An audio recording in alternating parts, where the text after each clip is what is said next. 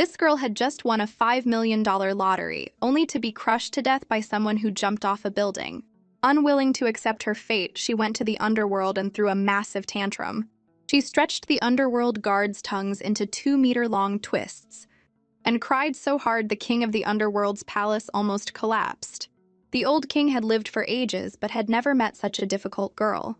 He was at his wits' end and quickly arranged for her to be reincarnated as a princess in her next life, destined to enjoy a life of immense wealth and luxury. The girl was overjoyed and immediately asked, "Will I have a mom and dad, brothers and sisters? Will everyone love me?" The old king gave an awkward smile and said, "Yes, yes, you'll have everything you want." He just wanted to get this little troublemaker out of his sight. So he threw out the Book of Fate and yelled, "Unjust Soul 99, hurry up and get reincarnated." But when the girl opened her eyes, oh my God, she was in the cold palace. Her brother was locked up in a dark cell. Her mother was powerless to protect herself, and her grandparents had been exiled for treason. Was this some kind of super tragic starter pack? And just 0.01 seconds after becoming a princess, she was forced to disguise herself as a boy and live as a prince. "I hate you, old king of the underworld," Jojo seethed. "Where's the doting family you promised? Where's the wealth and luxury?" Jojo basically shut down, screaming internally, "Just destroy it all. My happy little world is gone." 5 years passed, and Juju's life was miserable. Not only was she short on food and clothes, but she had never even seen her so-called father. She figured she'd just muddle through this life, but then she accidentally offended the arrogant Princess Anyang, all because Juju didn't kneel to her. The name Princess Anyang sounded a bit familiar. After thinking for a while, Juju realized she had been placed inside a novel called The 1,000-Year-Old Empress. This Princess Anyang, Feng Kaiwei, was the main character. Her own deadbeat dad had no daughters, so he raised Feng Kaiwei, a relative in the palace like his own child, even betrothing her to the crown prince. The crown prince was madly in love with her, and when the Western Shu Kingdom fell 10 years later, Feng Kaiwei went on to become the Empress of the Southern Kingdom, uniting the world with its emperor, a total girl boss protagonist. Meanwhile, Juju was not only an unacknowledged child, but was fated to be beaten to death by her own father on this very day. A classic cannon fodder, Juju was not about to accept this miserable fate. Seeing Juju remain silent, Feng Kaiwei flew into a rage and raised her hand to scratch the little prince's face. Juju instinctively blocked the attack and yelled, "What are you doing? Get away from me!" Feng Kaiwei, who had never been treated this way, immediately started playing the victim. She tearfully told the emperor, "Uncle Emperor, that boy stole my things and tried to scratch my face." Classic case of the villain playing the victim first. As Juju stood there stunned, the tyrant emperor had already approached. He was a real piece of work. Without asking any questions, he ordered his men to seize Juju and execute him, then immediately turned to comfort the liar, Feng Kaiwei. "My dear Wei Wei, don't cry. Your face is all tear-streaked like a little kitten." Feng Kaiwei wiped her snot and tears all over the tyrant emperor's robes. Her tyrant father shot Juju a death glare that almost made her wet her diapers. "Is this tyrant really going to kill me without even asking what happened? He's my own father. They say even a vicious tiger won't eat its own cubs." The tyrant emperor's expression suddenly darkened. He thought he heard the little brat talking, but strangely, his mouth wasn't moving. Could he be hearing his thoughts? The emperor became curious. "Which palace is this boy from? What's his status?" A eunuch replied, "Your Majesty, he is the son of a concubine from the Cold Palace, the 18th prince."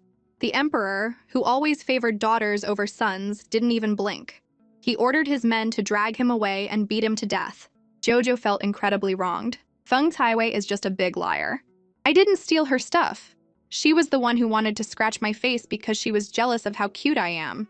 My tyrant dad is an idiot. No wonder the Western Shu Kingdom is going to fall in 10 years. The fate of the nation was at stake." The emperor heard this and immediately lost his cool. "Wait, I have questions for him." Jojo was dumbfounded. What's going on? Did my deadbeat dad have a change of heart? Am I not going to die just yet? He turned to Feng Kaiwei and asked what was stolen. The little girl sneakily threw her gold bracelet into the bushes behind her and shouted, "It's over there. He just threw it over there." Juju watched her performance and sneered internally. What kind of idiot throws stolen goods right behind her? Her IQ is embarrassing. I bet a certain blind and heartless tyrant won't be able to see through it. Don't talk nonsense, I can hear you! The emperor roared in his mind, his face red with anger. He ordered Feng Kaiwei to tell the truth. Feng Kaiwei's round little face was so scared it turned square. She dropped to her knees and begged for mercy. But the emperor wasn't indulging her this time. He ordered her to be sent to the Grand Empress Dowager to learn some manners. Hearing this, Feng Kaiwei burst into tears. Jojo watched with glee. Did this tyrant have a sudden burst of conscience and get smart all of a sudden? The emperor heard Juju's thoughts and shot him a fierce glare, making Juju's heart tremble. Eek, so scary. Seeing her dear uncle emperor unmoved, Feng Kaiwei begged noble consort Jiang, "Auntie, save me!" Noble consort Jiang was also panicking. Wei Wei was her key to favor. If Wei Wei left, the emperor would stop visiting her palace. She shamelessly pleaded for her niece, "Your Majesty, please forgive Wei Wei just this once." "Silence!" the emperor snapped, scolding noble consort Jiang. "It's all because of your poor discipline. From today on, you are confined to your quarters for reflection." Thinking she was in the clear, Juju tried to sneak away, but was immediately frozen in place by the emperor's death glare. She was so scared her diapers got wet again. Why is the tyrant looking at me with that weird expression? Is he still going to have me beaten to death? I'm so scared. I don't want to die. The emperor leaned in to get a better look at Juju. He was actually quite a cute kid, rosy-cheeked, innocent, and adorable, much better looking than his 17 older brothers. If he were a girl, he'd be so precious. The emperor sighed with regret and had head eunuch Fuan send Juju back. Seeing that the emperor wasn't going to kill her and was even sending someone to escort her, Juju thought he had a little bit of a conscience after all. She couldn't help but ramble in her mind. If this deadbeat dad had been this wise from the start, my poor mother wouldn't have been locked up in the cold palace. But he's not that great either. In a little while, when he walks across the bridge over the lake, it's going to collapse and break his leg. Juju wanted to warn him, but then she thought, this dad hasn't cared about me or my mom at all. Why should I care about him? He can die for all I care. Soon, eunuch Fuan had escorted Juju back to the cold palace. Still, Juju felt a little guilty. She decided to have the eunuch pass on a warning. When you get to the lake by the Imperial Garden, wait for the time it takes to drink a cup of tea before crossing the bridge. On his way back to his study, the emperor mulled over Juju's words. That little brat said the Western Chu Kingdom will fall in 10 years. I'll listen for now, but not take it too seriously. But he also said my leg would break. That sounds creepily specific. Just then, Fuan returned.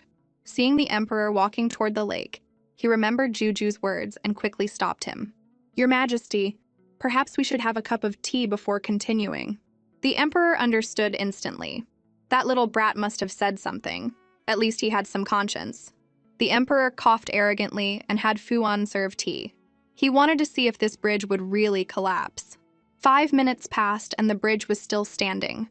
The emperor grew impatient. It seems what that little brat said isn't necessarily true. At that moment, headmaid Liu from the imperial study came to summon the emperor to handle state affairs. But just as the emperor stood up, a massive boom echoed from behind him.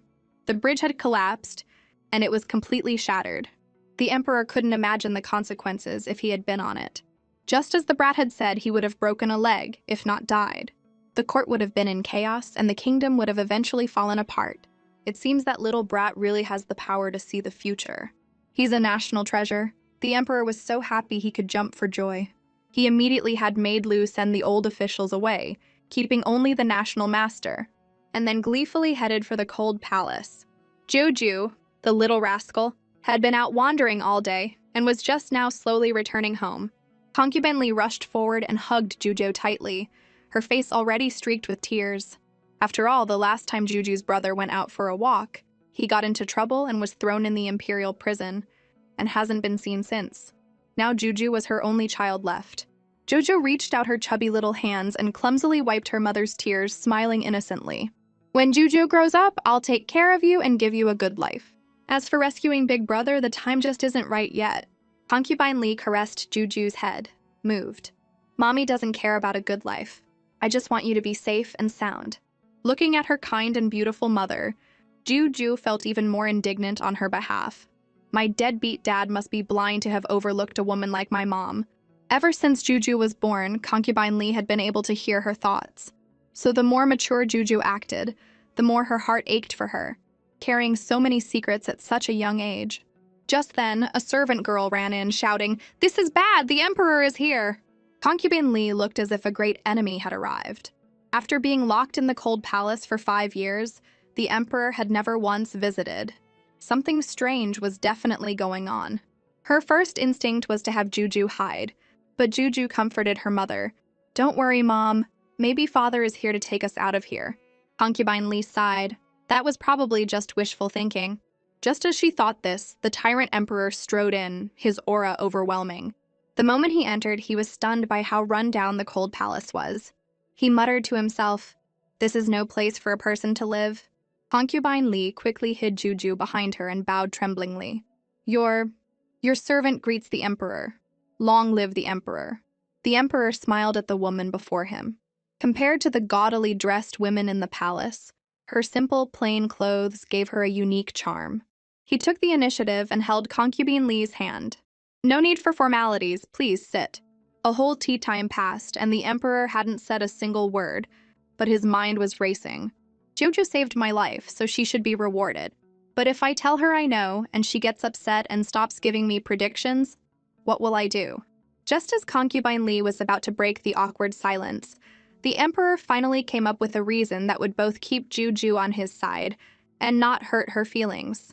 He cleared his throat and said, "Concubine Lee, I plan to reopen the case of your alleged treason. Furthermore, you have done a great service by raising the 18th prince. You may move out of the cold palace." This sudden favor left Concubine Lee stunned and overjoyed. "This servant thanks His Majesty for his grace." Juju looked at the Emperor and grumbled in her mind, "My deadbeat dad has finally seen the light. Keep it up, and maybe I'll even start to like you." The arrogant Emperor scoffed internally. He didn't care about Juju's affection. His coldness made Juju feel even more wronged. Of course he doesn't care if I like him. What was I even thinking? Hearing this, the Emperor suddenly felt a pang of guilt. Just then, Fuan rushed forward. "Your Majesty, they're calling for you from the Imperial Study again. They say it's urgent." The Emperor immediately stood up and, with a wave of his hand, granted Concubine Lee and Juju the Autumn Water residence, the best location in the palace. He even ordered Fuan to personally help them move. Juju's eyes darted around as if she'd thought of something. "My deadbeat dad is going to discuss the war on the front lines. In this next battle, the Western Chu Kingdom is not only going to be utterly defeated, but will also lose 30,000 soldiers. The losses will be devastating. They'll have to give up land and pay reparations. It's going to be a total disaster." Hearing this, the Emperor, who was about to leave, stopped in his tracks. Fuan gently reminded him, "Your Majesty, we're in a hurry." The Emperor shamelessly sat back down. "I'm a bit thirsty. I'll have another cup of tea before I go." He pricked up his ears, desperate to know the reason for the defeat. But Juju just looked confused. "Is there something wrong with my deadbeat dad? Why is he looking at me with that weird expression again?" "Mommy, I'm sleepy. I want to go to sleep." The Emperor was dumbfounded again. "Your father is facing a national crisis, practically smoking with anxiety, and you little brat, want to go to sleep?" But the Emperor wasn't giving up. Even after Juju fell asleep, he stayed by her side, staring at her intently. To hear Juju's thoughts, the Emperor went to the insane length of not letting her sleep. "You little brat, wake up for me." Her heartbroken mother risked her life to intervene. "Your Majesty, even if you don't like Juju, you can't torment her like this." The Emperor gave an awkward but polite smile and stubbornly claimed he just wanted to sleep next to Juju. Everyone else in the room gave him a "yeah, right" look. However, the Emperor obediently picked up the drooling Juju and dismissed everyone else. As soon as Juju was asleep, the Emperor started trying to get information out of her. "Juju, our Western Chu is about to lose a battle. What should we do?" She grumbled internally. "It's because that spy from the Southern Kingdom leaked our military plans. Wei Ping faked a pregnancy so she could constantly go to my deadbeat dad's study and steal military intelligence, which led to the defeat. If my dad fed her some fake intelligence for her to steal, Western Chu could turn the tables and win a huge victory against the Southern Kingdom." Her dad felt the sting of Juju's tiny fist. He was so moved he shed a tear. What did I ever do to deserve such a brilliant child? The emperor was in a fantastic mood. He couldn't resist planting a loud "mwah" on Juju's cute little cheek before gleefully leaving. With the big fly gone, Juju could finally get some sleep. The next day, Fu An came as ordered to help Concubine Li and Juju move. Concubine Li asked to bring Nanny Gui with them to the Autumn Water residence. Now that Concubine Li was in the emperor's favor, Fu An naturally agreed to everything. The happiest of all was Juju, because in her 5 years in the cold palace, besides her mother, Nanny Gui had been the kindest to her. The three of them held hands and left the cold palace to start their new life, leaving the other palace maids to watch with envy and jealousy. 7 days later, the emperor in his study received a report of victory from the front lines. He was relieved he had listened to Juju. After fighting the southern kingdom for so many years, this was the first time they had won so decisively. Then, more good news came from the front. The southern kingdom was sending envoys for peace talks. "Your Majesty is brilliant." The military officials hadn't even finished their flattery before the emperor was eager to head to the Autumn Water residence, only to be stopped by the national master, who said he had something urgent to discuss. The emperor had no choice but to listen. The national master opened his mouth and said, "I am going to die." The emperor was stunned. "Nonsense, that's bad luck. Say something else." The national master only wanted to give the emperor some final advice. "I have been observing the stars and discovered that the Western Chu Kingdom will face a devastating crisis in 10 years. But there is a solution. That person is the 18th prince. No matter what happens, I implore your Majesty to always trust the 18th prince and ensure his safety." The emperor took this to heart and nodded. "I will remember." He hesitated for a moment before asking the national master one last question. "Is it true that I am fated to have no daughters?" The national master didn't answer, only saying, "Heaven's secrets must not be revealed." With that, he collapsed and died. The next day, news spread that the national master had passed away. The emperor didn't know if it was a natural death or divine punishment for revealing heavenly secrets. Lost in thought, he made his way to the Autumn Water residence to visit Concubine Li and Juju. "His Majesty the Emperor has arrived." Concubine Li and Juju bowed in greeting. Jojo looked up and saw her dad's long face and wondered, "Didn't we just win a battle? Why does my dad look so unhappy? Did something else happen? Oh, right, the national master died." When he heard the words, "The national master died," the emperor's eyes lit up. He grabbed Juju's small shoulders. The national master's death was so sudden. I wonder what the reason was. Jojo grumbled to herself. His time was up, obviously. Hearing this, the emperor was as happy as a kid in a candy store. He was so overjoyed that he kissed Juju 99 times. Jojo was completely stunned by the kisses. "I was just kissed by an old man. Ugh, I'm not pure anymore." After being unexpectedly kissed by her dad, Juju felt like she could just die. The emperor looked at his child with a pained expression for a moment, then decided to just go for it. He held Juju and smothered her with 99 more kisses, leaving her completely bewildered. Concubine Li, however, thought a dazed Juju was incredibly cute and couldn't resist joining the kissing fest. Juju felt like her face was going numb.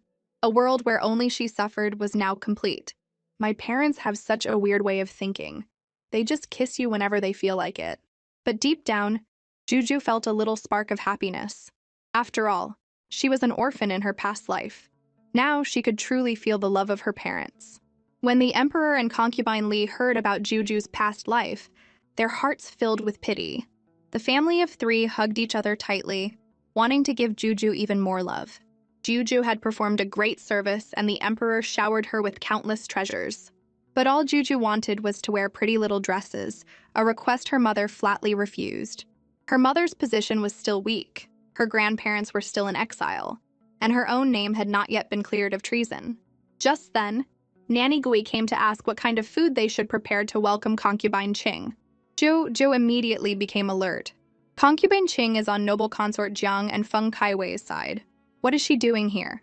I remember the book said she always tries to move in with newly favored concubines, and then those concubines all mysteriously end up dead. If she comes to the Autumn Water residence, my mom and I could end up dead too. Concubine Li heard Juju's thoughts and grew pensive. She then told Nanny Gui not to prepare any special food. Nanny Gui was confused, as the concubine had just told her to prepare a lavish meal. Concubine Li gently stroked Juju's head, saying she now saw concubine Qing's true, hypocritical colors. She ignored them when they were in trouble, but came running to suck up now that they were favored. Nanny Goi breathed a sigh of relief, finally able to say what she had been holding back for years. "I'm so glad your ladyship understands now." The next morning, as concubine Qing set off for the autumn water residence, she confidently promised Feng Kaiwei she would complete her mission, stay at the autumn water residence, and get rid of concubine Li and her child. Feng Kaiwei nodded in satisfaction, eagerly awaiting the results. In a flash, concubine Qing arrived at the autumn water residence with a fake smile. "Sister, I've come to see you." Concubine Li didn't even bother to get up, simply saying, "Since you're here, sister, please come in and sit." This attitude truly surprised concubine Qing. She had expected concubine Li to hug her and cry. Anxiously, she entered and sat down. When she saw Juju, she smiled and reached out to hold her, scaring Juju so much her diapers nearly got wet. "Mommy, save me!" Concubine Li firmly grabbed concubine Qing's wrist. The child is shy with strangers. She then had someone serve tea. As concubine Qing drank her tea, she looked around the autumn water residence and said sarcastically, "Your place is so magnificent, sister. Not like my shabby little green jade pavilion." Concubine Li was unfazed and told her to ask the Department of Household Affairs to repair it. Concubine Qing immediately started playing the victim, crying, "Those dogs at the Department of Household Affairs only help those who are favored. They'll never help me." Concubine Li wasn't having it. She casually pointed to her sleeve. "This shoe brocade is fine material. Are you sure they're ignoring you?" Concubine Qing was once again speechless. Finally, she used the excuse that she missed concubine Li after so many years apart and wanted to move in with her. Concubine Li mercilessly exposed her malicious intentions. Concubine Qing was flustered, made a few clumsy excuses, and tried to leave, hoping concubine Li would ask her to stay. Instead, concubine Li immediately told her to leave. Concubine Qing was so angry she could have ground her teeth to dust. With concubine Qing gone and the crisis averted, Juju was overjoyed. Nanny Guy reported that the 10th and 11th princes were pacing outside, afraid to come in. Concubine Li coldly ordered them to be sent away. Jojo was puzzled. Why is mom so cold to these two brothers? They were the closest to my 13th brother. After he got into trouble, they tried their best to save him, and even lost their own lives in the process. But mom never liked them, which is why they died full of guilt. Thinking of this, Jujo tugged on her mother's sleeve, begging her to let her brothers in. Concubine Li, having heard Juju's thoughts, was shocked. She never knew the 10th and 11th princes were so loyal and righteous. After years in the cold palace, she had learned the value of true friendship and nodded in agreement. When the two princes saw concubine Li, they quickly bowed and promised to keep trying to find a way to save their 13th brother. Hiding behind her, Jujo could see their anxiety and nervousness. They had planned to leave after paying their respects, but were shocked when concubine Li invited them to sit for tea. This nearly scared the souls out of them, as they were used to being scolded by her. Sensing their panic, concubine Li took their hands and formally apologized for misjudging them in the past. The sensible 10th prince quickly said, "It was us who were young and foolish, always angering your ladyship. It won't happen again." Seeing that her mother and two brothers had resolved their misunderstanding, Juju swaggered out to meet them. The moment she saw them, she gasped. She instantly became a huge fan of her two handsome older brothers. Juju was ecstatic. The two princes were surprised to find they could hear Juju's thoughts, but didn't say anything. Worried people might think Juju was a monster. They had to protect her. The brothers hit it off immediately, both of them fighting to hug and kiss the adorable little Juju. Just as things were getting lively, the Tyrant Emperor appeared at the most inopportune moment, shattering the heartwarming scene. He even snatched Juju out of the 10th prince's arms. "10th prince, you look so pale. Did someone upset you? I'll stand up for you." "You're the one misinterpreting the situation, you tyrant. The one who's upsetting me is you," the 10th prince thought miserably. Fighting fire with fire, the 10th prince replied, "Your son just has an upset stomach from something I ate." The emperor immediately scolded him to go see a doctor, and while he was at it, sent the 11th prince away as well. The two didn't dare disobey and dejectedly left, though their hearts ached to stay with Juju. Jo saw her brother's reluctance and tugged on her dad's sleeve. "Father, Juju likes my brothers. Brother's stomach hurts because he's hungry. Juju wants to eat with my brothers." The emperor readily agreed. The 10th and 11th princes were so moved they almost cried. But during the meal, they were so nervous they didn't dare touch their chopsticks. Juju guessed, "My brothers must be scared of my dad. I want to help them win his favor." The two brothers felt a wave of warmth knowing Juju's intentions. However, when Juju looked at her dad, she found him staring intently at her mom, his eyes looking anything but innocent. He looked like a hungry wolf. When Juju's thought came out, everyone almost spat out their food. Only the emperor felt wronged. How am I a wolf for looking at my own wife? Father, eat more, and you won't stare at mommy like a creep. The emperor sighed. Thanks a lot, you little brat. Just then, Fu An reported that the emperor's favorite, Princess Anyang, was kneeling outside begging for forgiveness. The emperor was unmoved. If she wants to kneel, let her. Suddenly, it started to rain. Princess Anyang remained kneeling, her small body trembling and crying pitifully. Onlookers felt sorry for her. When Duke Duan and his wife heard their daughter had been kneeling in the palace for so long, they rushed in to persuade her to get up. But Feng Taiwei seemed glued to the ground, saying she wouldn't get up until her uncle emperor forgave her. Her words were full of arrogance and threat, terrified of losing her favor and wealth. A eunuch rushed to report to the emperor that Duke Duan and his wife wanted to take the royal family's only girl, Feng Kaiwei, home. The emperor's face darkened, but he said nothing, his mind worrying. It was Juju who muttered to herself, "It's obviously that bratty princess's own fault. Dad already sent someone to tell her to go back. Duke Duan and his wife are so clueless. Are they trying to manipulate the emperor?" The emperor glanced at Juju and gave a meaningful smile. "Heh, you little brat. You really understand me." After a moment's thought, the emperor ordered the duke's family of 3 to be sent out of the palace, and from now on, they were not to enter without a summons. It was a display of pure imperial authority, enough for the emperor to feel smug in front of Juju for a lifetime. Meanwhile, a eunuch swiftly ran out and announced the emperor's order in a high-pitched voice. "Send the duke's family out of the palace." The group kneeling in the rain was instantly panicked. They never expected their little drama to fail so spectacularly. Feng Taiwei did not want to leave the palace. Once she left, she would no longer be the high and mighty princess. She gritted her teeth and slammed her head against a nearby water basin used for growing lotuses, fainting on the spot. The eunuch ran back to report to the emperor. The emperor was furious. "Who cares about someone else's daughter? I have my own princess." His eyes fell on Juju with a strange, almost creepy smile that nearly scared her out of her wits. He was holding a beautiful, pale yellow dress, chasing Juju all over the place. "Juju, isn't this dress so pretty? Don't you want to wear it?" "I don't want to! I don't want to!" Seeing Juju's strong resistance, the emperor played his trump card. "Juju, if you agree to wear this dress, I'll reward you with 500 taels of silver." The emperor's antics left the eunuchs and nannies completely dumbfounded. Nanny Gui was worried Juju would throw a fit, but instead Juju reached out her chubby little hand and snatched the dress.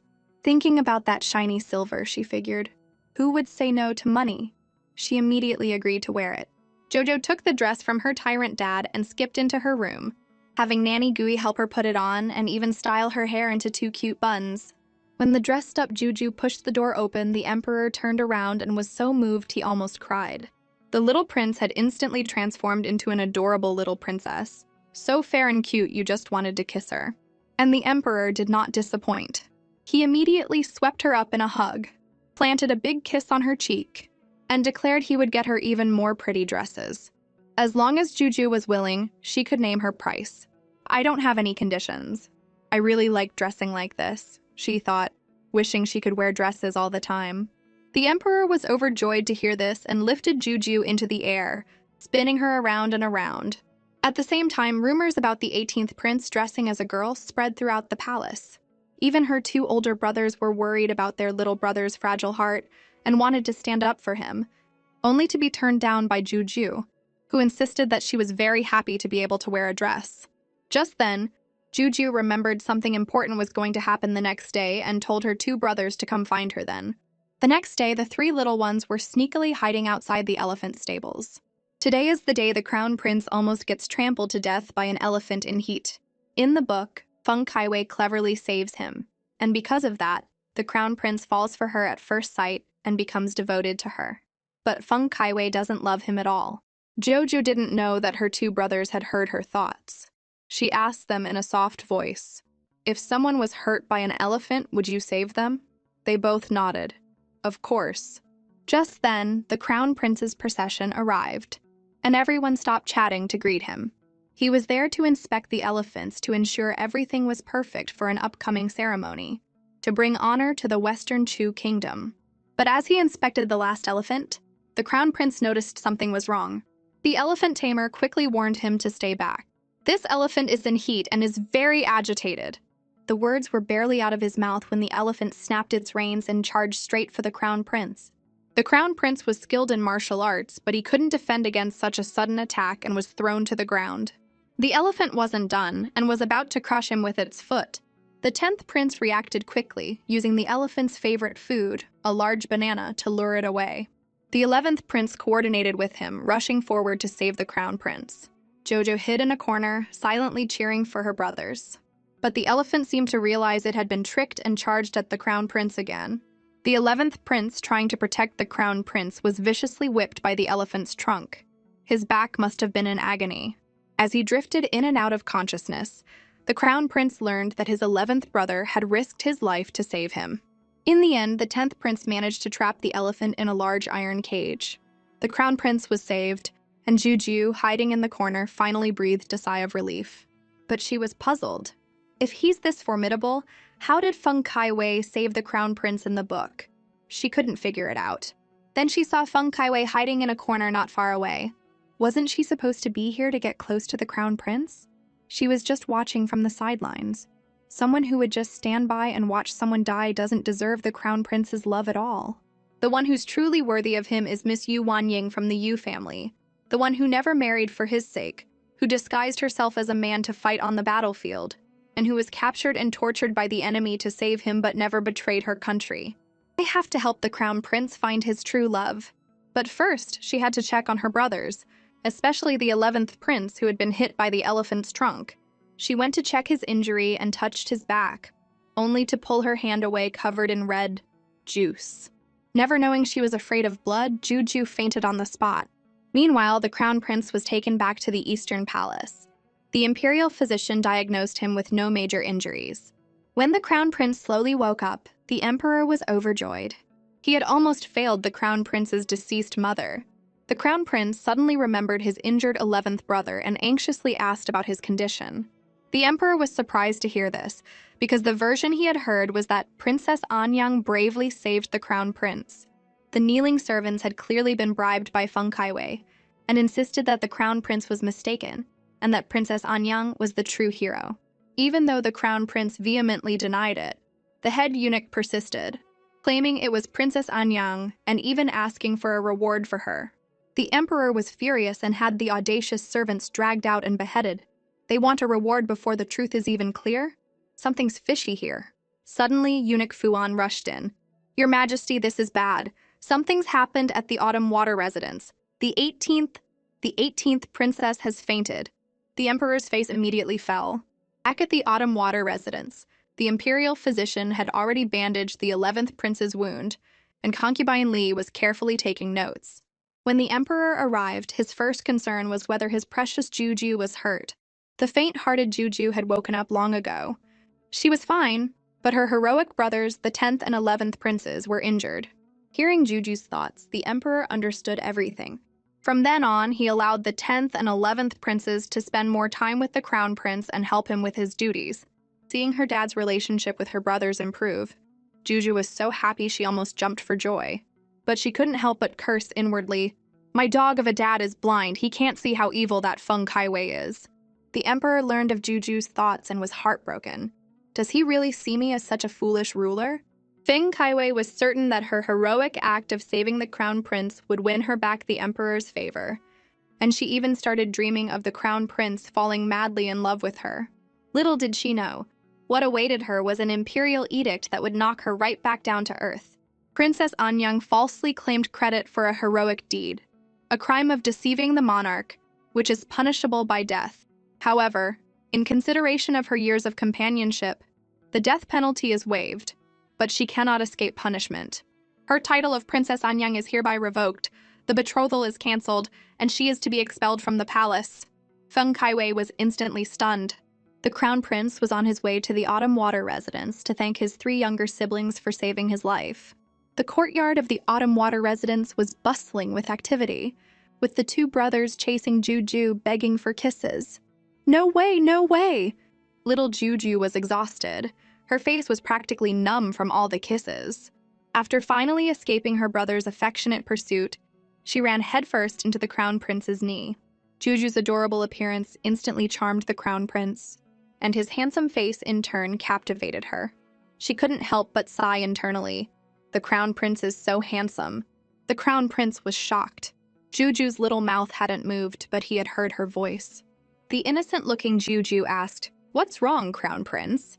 After confirming it was Juju's thoughts he had heard, the Crown Prince tried to calm himself, silently chanting, "What exists is reasonable." Joe in a dress was just too cute. The Crown Prince couldn't resist wanting a hug. 18th brother, let your big brother hug you. No hugs. You're injured, Crown Prince. After a pause, she added, "Besides, I'm not the 18th brother. I'm the 18th sister." "Whoa!" out of the mouths of babes. The Crown Prince quickly covered Juju's mouth. "It's all Father's fault for making my perfectly fine brother dress as a girl. Now he's confused about his own gender." The Crown Prince earnestly tried to brainwash Juju. "18th brother, you must remember you are a proud and proper boy." Juju felt wronged. "Nobody believes me when I tell the truth these days." Afterward, the Crown Prince thanked his brothers for saving his life and even swore an oath to the heavens. "In the future, I will protect you with my life. If I break this vow, may I be struck by lightning." At this moment, Juju thought of how such a noble Crown Prince was dragged down by the wicked Feng Kaiwei in the book, never marrying the Yu family's young lady who loved him so deeply. It was such a pity. Hearing this, the Crown Prince was so shocked his jaw nearly hit the floor. The other 2, who were also listening in, had the same shocked expression. At noon, the Emperor came to the Autumn Water residence for a free meal just to see the adorable Juju.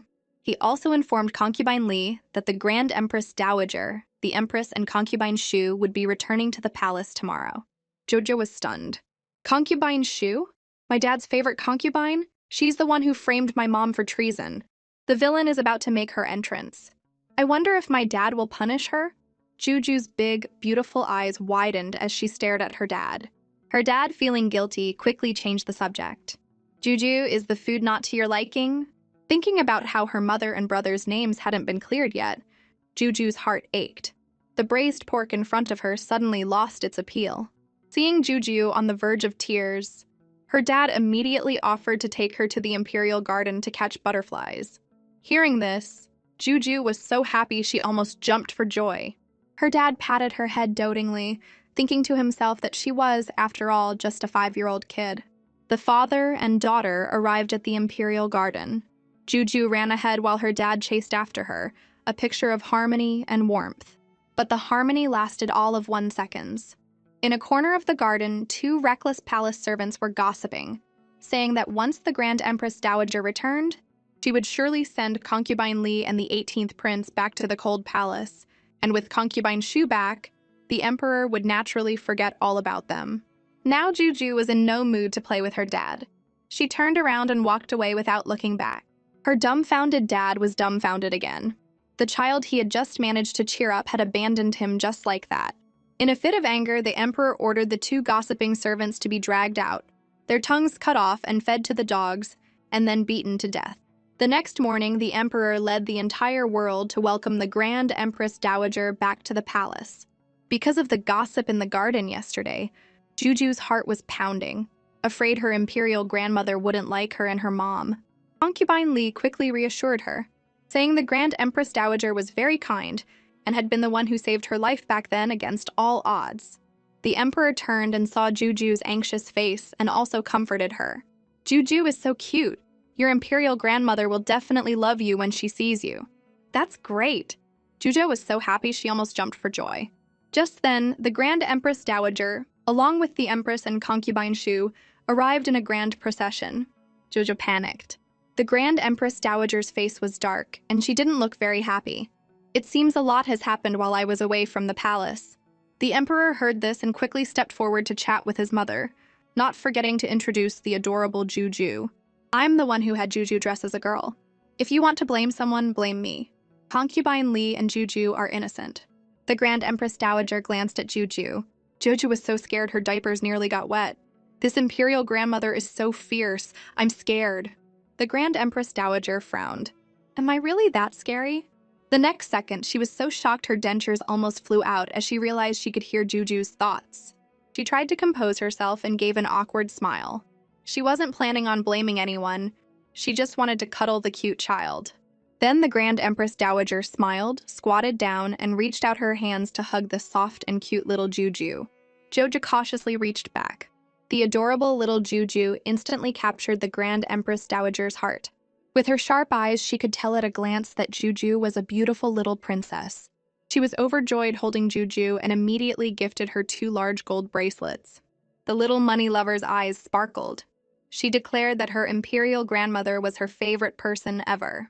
The last time she had that expression was when the emperor had given her 500 tiles of silver. The emperor was officially dethroned. Juju wanted to call her dad to catch up, but saw that the wicked concubine Shu had already latched onto him, looking at him with eyes full of longing. But the emperor's attitude was cold. He replied, "The family banquet is ready. Concubine Shu, you should join us." Then he eagerly rushed forward, wanting to snatch his beloved Juju back from his mother. With her grandmother's backing, Juju boldly stuck her tongue out at her dad. At the banquet, the Grand Empress Dowager held Juju and wouldn't let go, personally feeding her all sorts of delicious food. The emperor was so jealous he could scream, and could only ask from time to time, "Mother, aren't your arms tired from holding Juju?" The Grand Empress Dowager rolled her eyes a full 360 degrees. "Emperor, you've asked that question 10,086 times tonight. I'm not tired." While the emperor was feeling sorry for himself, concubine Shu started her act again. She toasted him and leaned against him, her words hinting that she hoped he would choose her for the night. Seeing this, Juju grumbled internally, "She's such a villain. I hate her. My dad would never go to her place. When is he going to clear my mom's name? It was all concubine Shu who framed my mom." After hearing Juju's thoughts, the emperor fell into deep thought. Maybe he really should investigate concubine Shu for framing concubine Li. To avoid alerting her, the emperor took concubine Shu's drink and downed it. But concubine Shu seemed to sense something was off. She didn't press the issue and instead invited him to her palace for some sobering soup, saying she would go back and wait for him. Concubine Shu happily changed into a beautiful skimpy garment and eagerly awaited the emperor's arrival. But to her surprise, a maid rushed in to report that the emperor had gone to the Autumn Water residence with a load of gifts. Concubine Shu was instantly furious and started cursing, "That bitch, Concubine Li! What kind of spell did she use to bewitch the emperor? I refuse to accept this." Losing favor on her first day back, and the culprit was the person she hated most, Concubine Li. Concubine Shu smashed her teacup. "Who does Concubine Li think she is?" She was so angry she could have ground her teeth to dust, hating that the treason charge hadn't finished her off last time. The emperor, wanting to confirm his suspicions, went to Concubine Shu's palace. As he reached the entrance, he heard her smashing things and ranting, saying things that left him in disbelief. The emperor clenched his fists, suppressing his rage, and continued to listen as Concubine Shu incriminated herself. Now everything was clear. The emperor signaled Fuan to open the door. As the door opened, he saw Concubine Shu still lost in her tirade against Concubine Li. A kneeling maid saw the emperor and his entourage and tried to signal her mistress. But Concubine Shu didn't get it and even scolded the maid. "You dead girl, what are you winking for? I'm not the emperor, you can't seduce me." The maid whispered, "The emperor is here." The emperor stood behind Concubine Shu, his face dark, his presence suffocating. Concubine Shu was already gasping for breath, her face pale with panic. She knelt and stammered, Your servant greets the emperor. Your Majesty, when did you arrive?" She was terrified, desperate to know if the emperor had heard her. If he had, she was finished. The emperor remained silent, just glaring at her. As Concubine Shu tried to stand, the emperor kicked her in the shoulder, saying he never hit women. But she was so disgusting he had to make an exception. Concubine Shu burst into tears and tried her damsel in distress act, claiming she only said those things out of jealousy because she loved him so much. But the emperor wasn't buying it. He threw her aside and announced to the entire palace, Concubine Shu has been stripped of her title and sent to the cold palace for framing another concubine. The charge of treason against concubine Li was baseless. Today, her name is cleared and she is declared innocent. As for the 13th prince, he would have to find the right time to release him. Otherwise, he wouldn't be able to silence the court officials. Meanwhile, concubine Li and Juju were getting ready for bed when a stream of rewards began pouring into their palace. They were both astonished. Concubine Li had no idea what had gotten into the emperor to suddenly bestow so many treasures. The little money lover Juju's eyes sparkled at the sight of the treasures. After the eunuchs had delivered all the gifts, the emperor appeared. He looked at concubine Li with a hint of guilt and said, "Concubine Li, you have suffered all these years. I personally heard concubine Shu admit that she was the one who framed you. I should have investigated properly back then and not been so quick to send you to the cold palace." Not only did the emperor clear the names of Juju and her mother, but he also came to apologize in person. The mighty emperor bowing to a woman made Juju suspicious. Did my deadbeat dad suddenly fall for my mom? The emperor heard Juju's thoughts and sighed to himself, "You little rascal." Concubine Li shook her head, thinking, "This silly child, what does she know about love? Emperors don't have time for love." She then asked the emperor to go back to his own quarters to sleep. But the emperor wanted to stay at the Autumn Water residence, only to be politely rejected by concubine Li. The emperor's face fell like a sad puppy's. "All right then, I'll wait until you're ready. I'll go back to sleep. Juju, you're coming with me." He then picked up Juju and strode out with an air of undeniable authority. Concubine Li was left completely stunned. Juju cursed internally. "My dad is so despicable. He can't have my mom, so he's taking me hostage." Juju, at such a young age, was carrying so much. She felt wronged while the daughter-obsessed emperor was amused by her interesting thoughts. One day, Juju woke up, rubbing her sleepy eyes. The emperor announced he was taking her to the morning court session. Juju's heart skipped a beat. She thought she was hallucinating. The next thing she knew, the emperor had lifted her out of bed and was marching her to court. He couldn't wait to tell everyone he had a precious daughter. His daughter was the cutest, most adorable daughter in the world. When the court officials saw the fairy-like Juju, they all started showering her with compliments. Looks really were everything. The court was peaceful until a prisoner in chains was brought in. It was General Joya. The Western Shu has repeatedly lost battles against the Southern Kingdom. An incompetent general has cost the lives of 3 armies. "It's your crime," the emperor thundered, intending to execute the general. Jojo didn't want to see General Joe die. After all, he was a brilliant general. His failures weren't his fault. It was because of the spy Wei Ping's interference, and because he had been cursed and was being controlled by someone. General Joe was a tragic figure. His 3 sons and 1 daughter had all died on the battlefield. When his wife was captured by the enemy, to save her from dishonor, he had personally shot her with an arrow. Hearing Juju's thoughts, the emperor fell silent. He had known none of this. If Juju hadn't reminded him, he would have been in the dark forever. The emperor's face grew dark, but the officials thought he was angry at Zhou Ye for his repeated losses and treasonous intent, so they all advised the emperor to kill him. General Zhou was quickly pushed into the spotlight.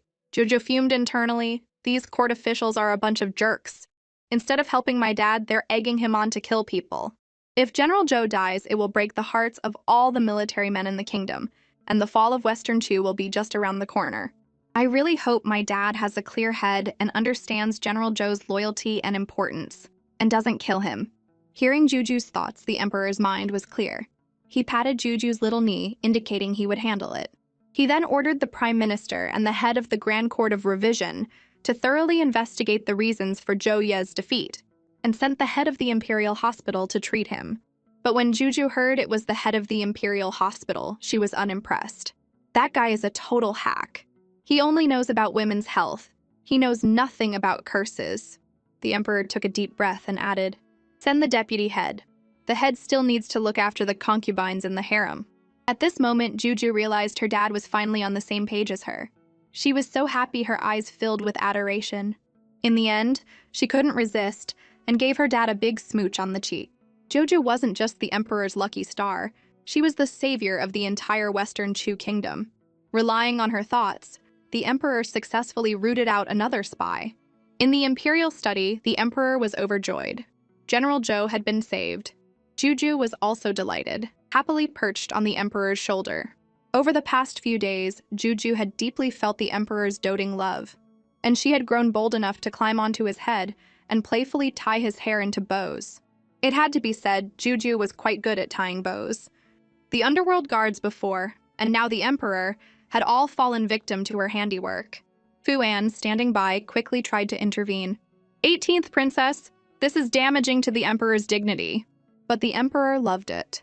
No child had ever been so close to him before, and it made him feel the simple joy of being a father. After playing for a while, Juju suddenly remembered something and wondered, why did General Joe suffer so much, yet no one knew about it?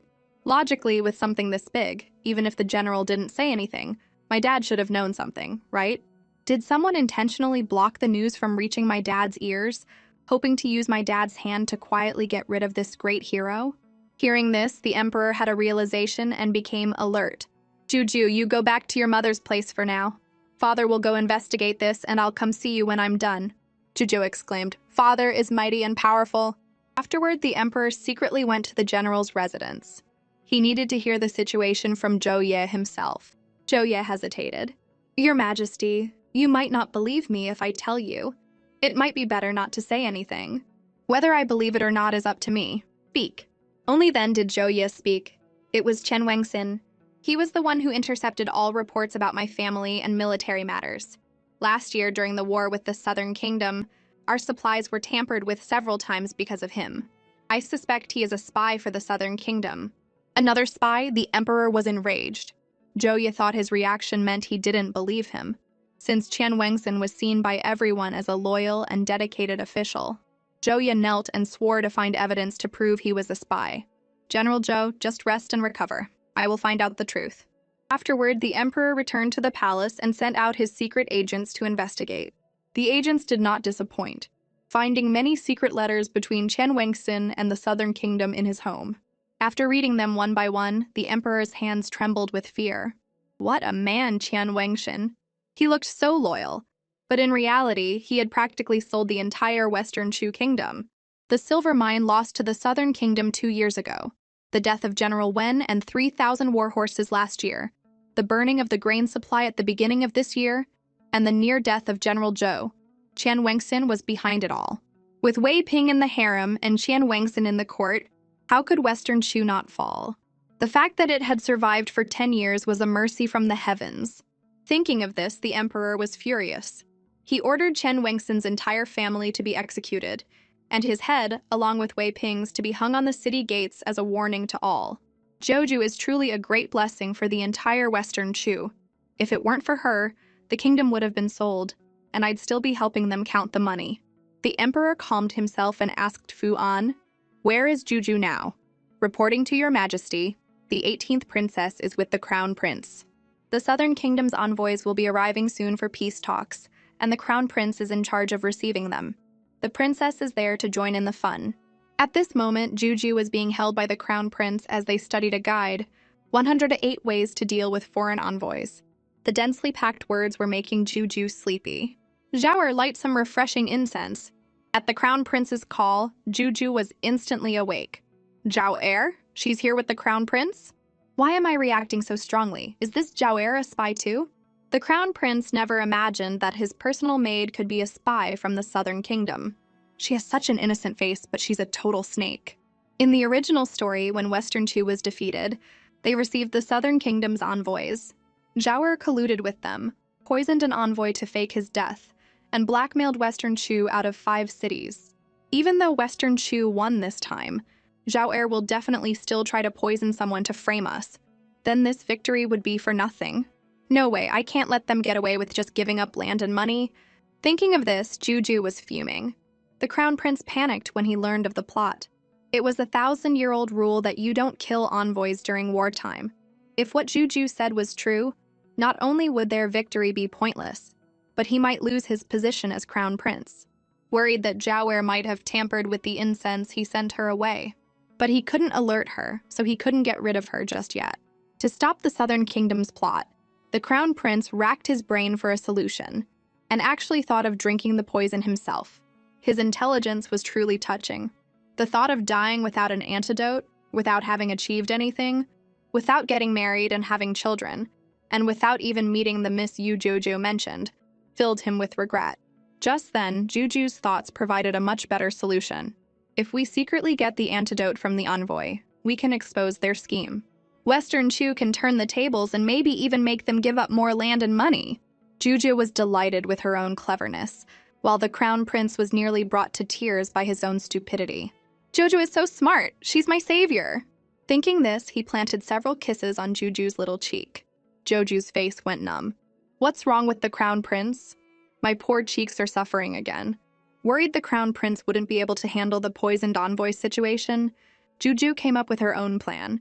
Although she was an orphan in her past life, she had learned traditional medicine from the director of her orphanage. If the crown prince couldn't find the antidote, she could create a universal one for him. As she was mixing a bunch of precious medicinal herbs in the courtyard, the emperor silently appeared behind her. He looked worried. Is someone sick?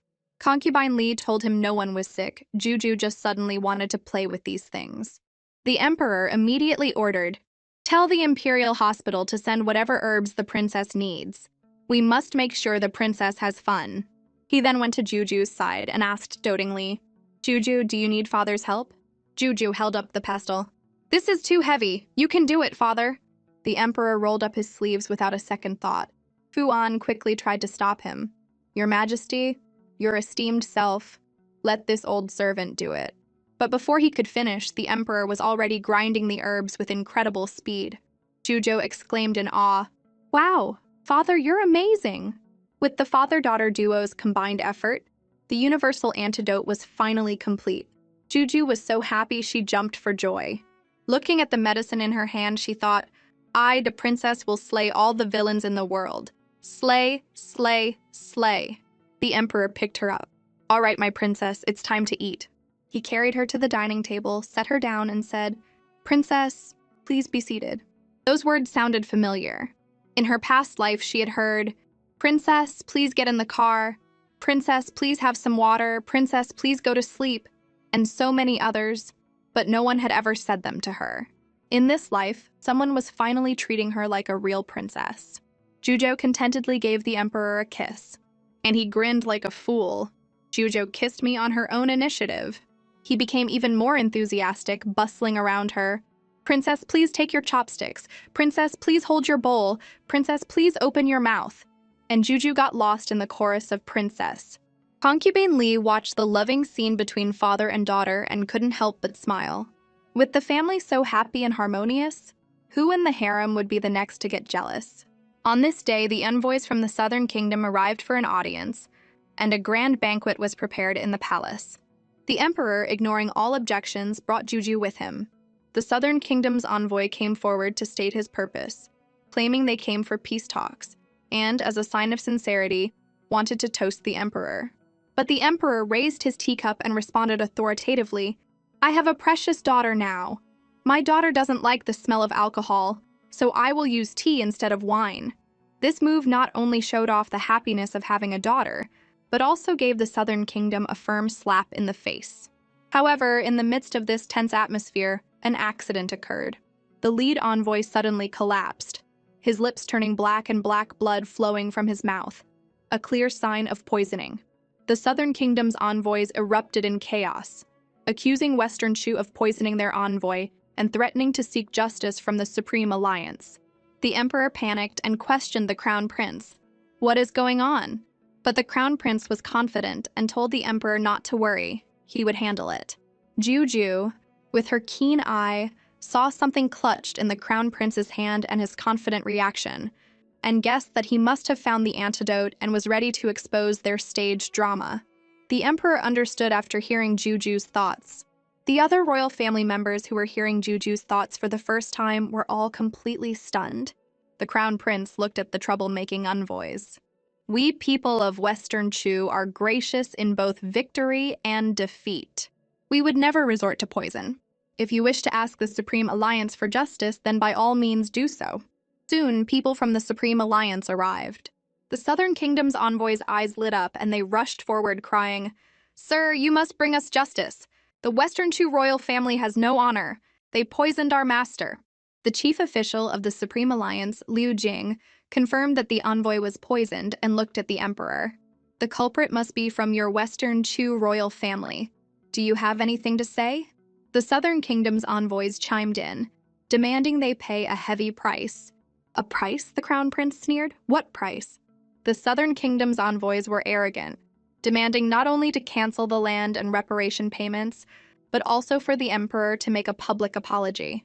Liu Jing found this to be a reasonable solution and told the emperor to agree. The emperor laughed in disbelief. He stood up, holding Juju.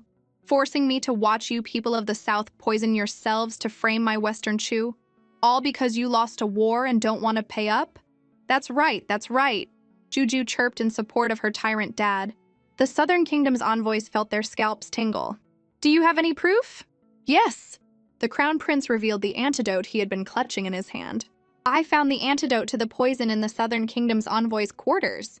The envoy insisted the bottle and the antidote weren't theirs. The Crown Prince had anticipated they wouldn't admit it easily and had the imperial physician examine it. The physician, with his 80 years of experience, sniffed it and immediately identified it as the antidote to a poison called red thorn. This poison was exclusive to the Southern Kingdom's royal family. No one else could create it, let alone its antidote. The Crown Prince decisively handed the medicine to Liu Jing from the Alliance. Liu Jing personally administered it to the poisoned envoy, and the antidote worked instantly. The envoy woke up in less than a second. Liu Jing was amazed. It really is the antidote. He turned to the envoys and sternly questioned, Envoys of the South, do you admit to the crime of falsely accusing Western Chu? The envoys were speechless, and all fell to their knees, begging for mercy. Due to the Southern Kingdom's shameless act of framing them, the original reparations of land and money were now doubled. With the matter successfully resolved, Juju couldn't help but give the Crown Prince a thumbs up. Crown Prince, that was beautifully done. With a huge influx of wealth into the Western Chu treasury, the Tyrant Emperor was in a great mood and ordered rewards for everyone. The Crown Prince was overjoyed, scooping up his little lucky star, Juju, for a series of cuddles and affectionate nuzzles. However, this heavy dose of love was a bit much for little Juju, who was struggling to breathe. The Tyrant Emperor saw all of this, and a wave of jealousy washed over him. Crown Prince, go investigate who was behind that poisoning incident. The Crown Prince looked back, completely baffled. Investigate what now? Give me back my Juju. You've hugged her long enough. With that, he eagerly snatched his daughter back, reminding the Crown Prince to seriously look into the matter of the Southern Kingdom's spies. The Crown Prince had no choice but to obey. Having reclaimed his precious child, the Tyrant Emperor broke into a rare, doting smile. He stroked Juju's little head, thinking to himself, no one is allowed to steal her from me. Little did he know, a group of royal relatives was already getting restless, plotting to get their hands on the adorable Juju. Prince Ning was the first to speak up, asking the Emperor if he could take Juju back to his estate to raise for a while.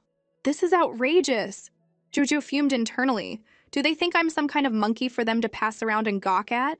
Even though they clearly heard her internal protests, the relatives pretended not to, showering her with compliments instead. The princess is so cute. I just want to kiss her and hug her and lift her up high. Juju clutched her dad's robes tightly, terrified that in the next second, she'd be assigned to someone else's house like a pet monkey. I'm not going. I can't leave my mom and my deadbeat dad. Hearing Juju's thoughts, the Emperor refused Prince Ning.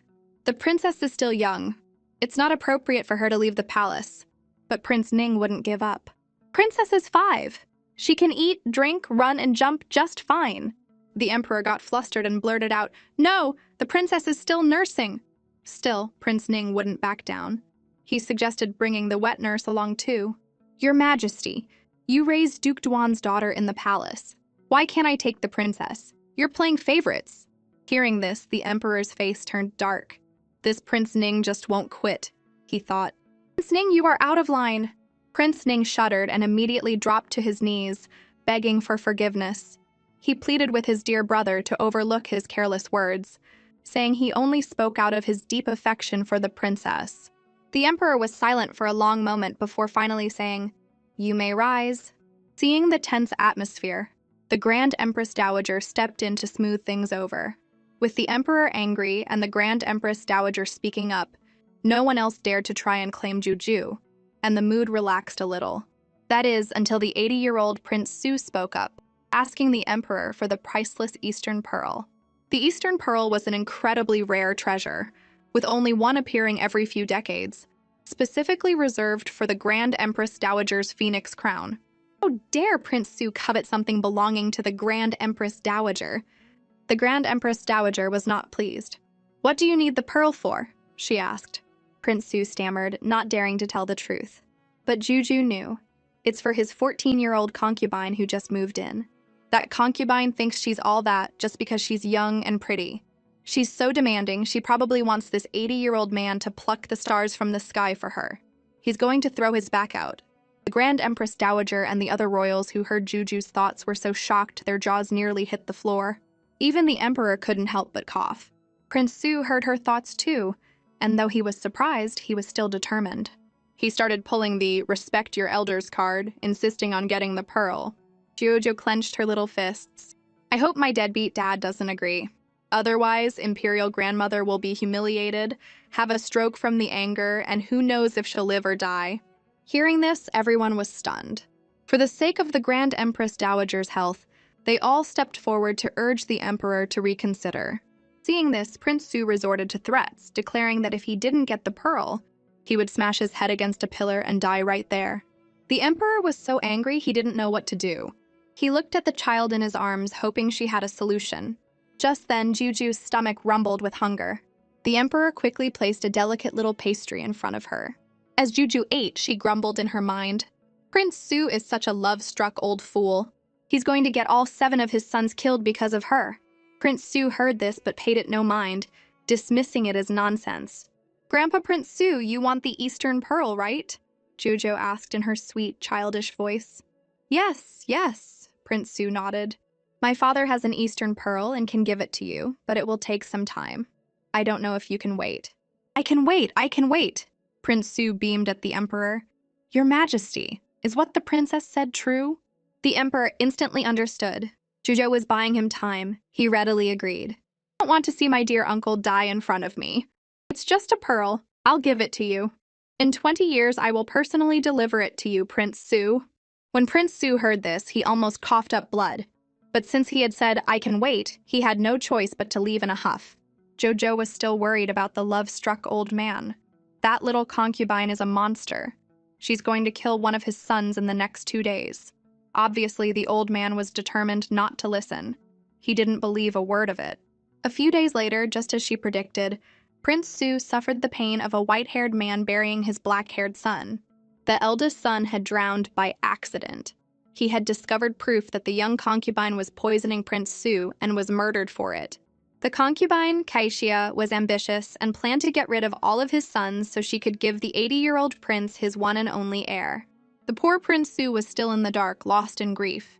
The old man, finally snapping out of his daze, suddenly remembered Jujo's words. "That little concubine is a monster, she'll kill your sons." He felt like he'd been struck by lightning. He shuddered and immediately rushed to the palace to find Juju and get some answers. At that moment, Juju was busy moving her beloved koi fish to a new spot. The old man hid in a corner, hesitant, regretting not listening to her before. The moment Juju turned around, she spotted him acting suspiciously. To her surprise, the old man scurried away and disappeared. The adorable Juju was dumbfounded. Juju doesn't eat people. Why is that old man running? She wondered. He probably feels like he'll lose face asking a 5-year-old for help, so he ran away. However, the old man's hasty retreat deeply hurt Juju's young heart, making her question her very existence. Is it because I look fierce that Grandpa Prince Su ran away in fear? Concubine Li was at a loss for words. Just then, the Tyrant Emperor suddenly appeared, picked up the adorable Juju, and explained, Prince Su had an urgent matter to attend to at home. Jojo stopped worrying and snuggled into her deadbeat dad's arms, enjoying his warm presence. She couldn't help but say, "Father, you smell so good. Jojo wants to smell good too." Doing this, the Emperor, without a second thought, ordered that his personal exclusive agarwood incense be sent to Juju. Fuan's eyes widened in shock, but he was also happy for Juju. For a princess to enjoy the treatment of an emperor, this was a first in history. The Emperor shot him a cold look. "What are you smiling about? Go! This servant will go at once." The emperor wished he could give the entire world to his lovely daughter. Jojo didn't want anything else for now, but she was already planning to make her deadbeat dad bleed his treasury dry later. Meanwhile, noble consort Zhang and concubine Jin, green with envy over the favor shown to Juju and her mother, began to plot again. They planned to bring the 3-year-old Princess Anli into the palace to usurp Juju's place in the emperor's heart, hoping to make concubine Li lose favor and be sent back to the cold palace. On this day, Juju was eagerly waiting for her deadbeat dad, but after a long time, there was still no sign of him. Her little face fell, and she asked her mother disappointedly, "Is father not coming today?" Concubine Li smiled and comforted her. "He'll come. Your father won't break his promise." Hearing this, Juju immediately cheered up and even made a bold declaration. "When father comes, I'll have to punish him by making him tell me 2 stories. Just as she said this, a palace maid came to report. 18th Princess, the Emperor invites you to the Imperial Garden." Joju's eyes lit up. She wondered if her deadbeat dad had prepared a surprise. So she took her mother's hand and happily skipped towards the Imperial Garden. When they got there, they saw the Tyrant Emperor in the distance talking to Princess Anli, and his face looked incredibly grim. Just as concubine Li was about to take Juju over, noble consort Zhang blocked their path. Noble consort Zhang had arranged this little drama specifically to let concubine Li and Juju witness their own downfall. She deliberately provoked them. "Princess Anli is going to steal the emperor's affection for Juju. You two can just wait to be thrown back into the cold palace." Her words were like daggers, and concubine Li's heart pounded with panic. It wasn't that she was afraid of losing favor, but she couldn't bear the thought of Juju suffering in that rundown place again. Juju squeezed concubine Li's hand. "Don't worry, mother, I won't lose his favor." Then she looked at noble consort Jiang as if she were a fool. This consort Jiang is so bold, bringing just anyone into the palace without checking their background. "Princess Anli is the daughter of Prince Qin, my deadbeat dad's mortal enemy. Noble consort Jiang is just asking to be punished." The 10th and 11th princes heard Juju's thoughts and immediately gained confidence. They confronted noble consort Jiang. "Noble consort, please be careful with your words. Noble consort, are you still half asleep?" "You're talking nonsense!" Noble consort Jiang's face turned green with anger.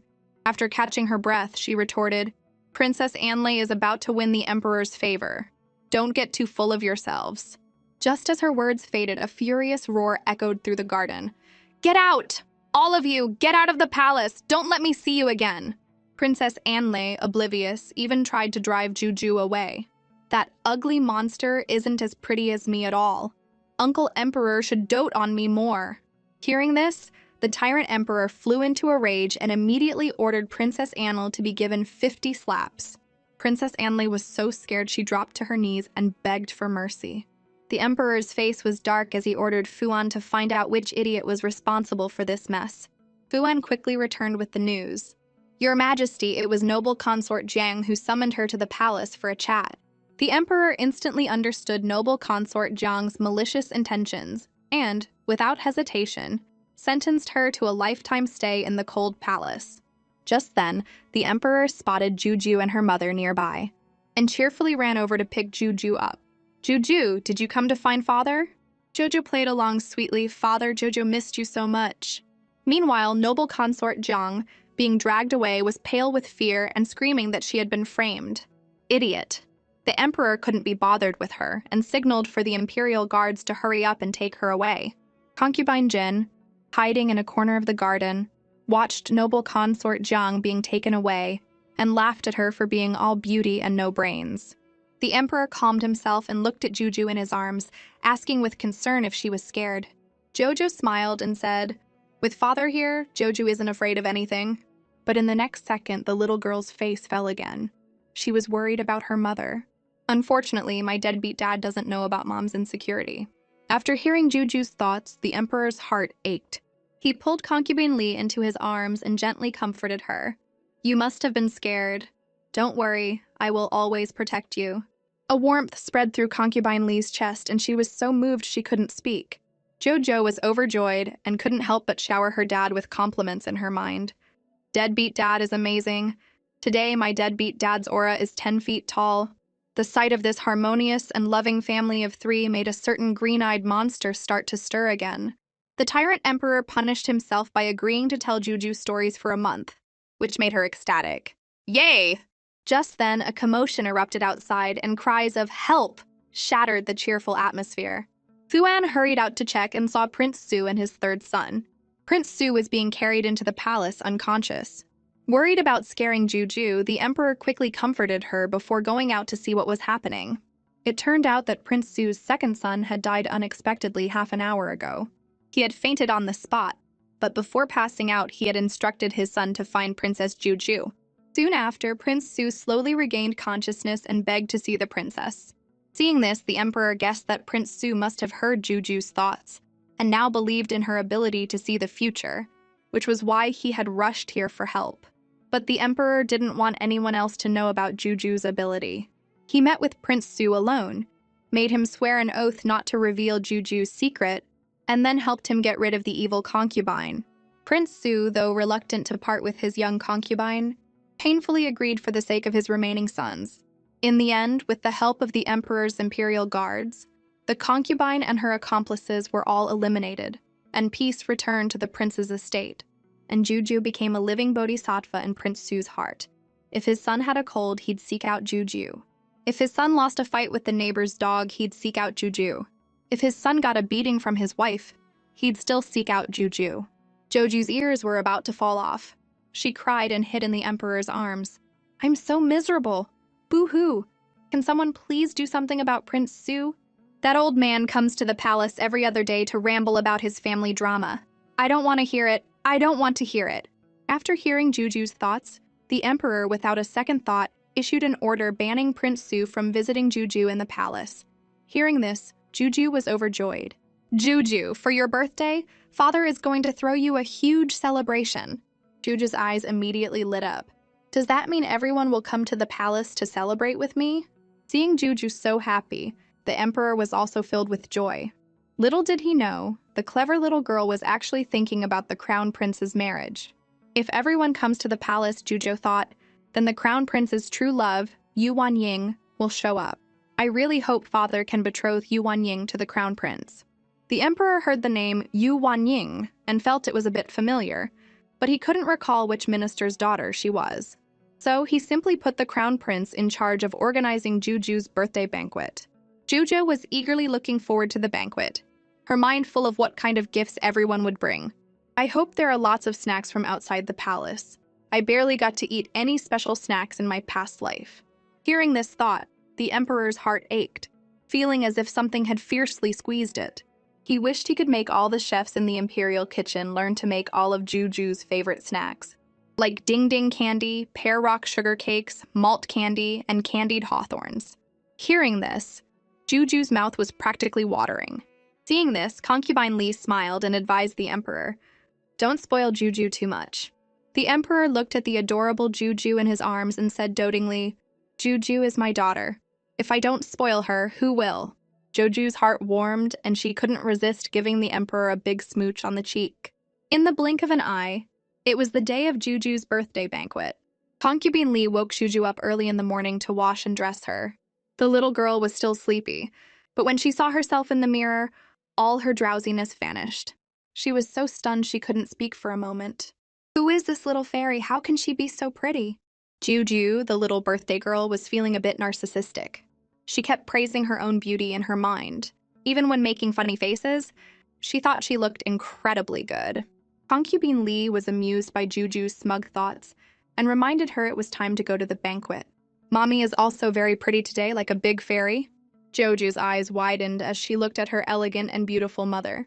The mother and daughter soon arrived at the Dellin Hall where the banquet was being held. It was still early before the banquet started, and Juju didn't want her beautiful mother to just wait there. "I have to hide her so she can make a stunning entrance for everyone later." So Juju started acting cute, convincing Concubine Li to go to a side hall for some tea. Concubine Li happened to be thirsty, so she nodded in agreement. Before leaving, she reminded Juju not to run around. Juju puffed out her chest and said, "It's okay, I'm going to find my brothers."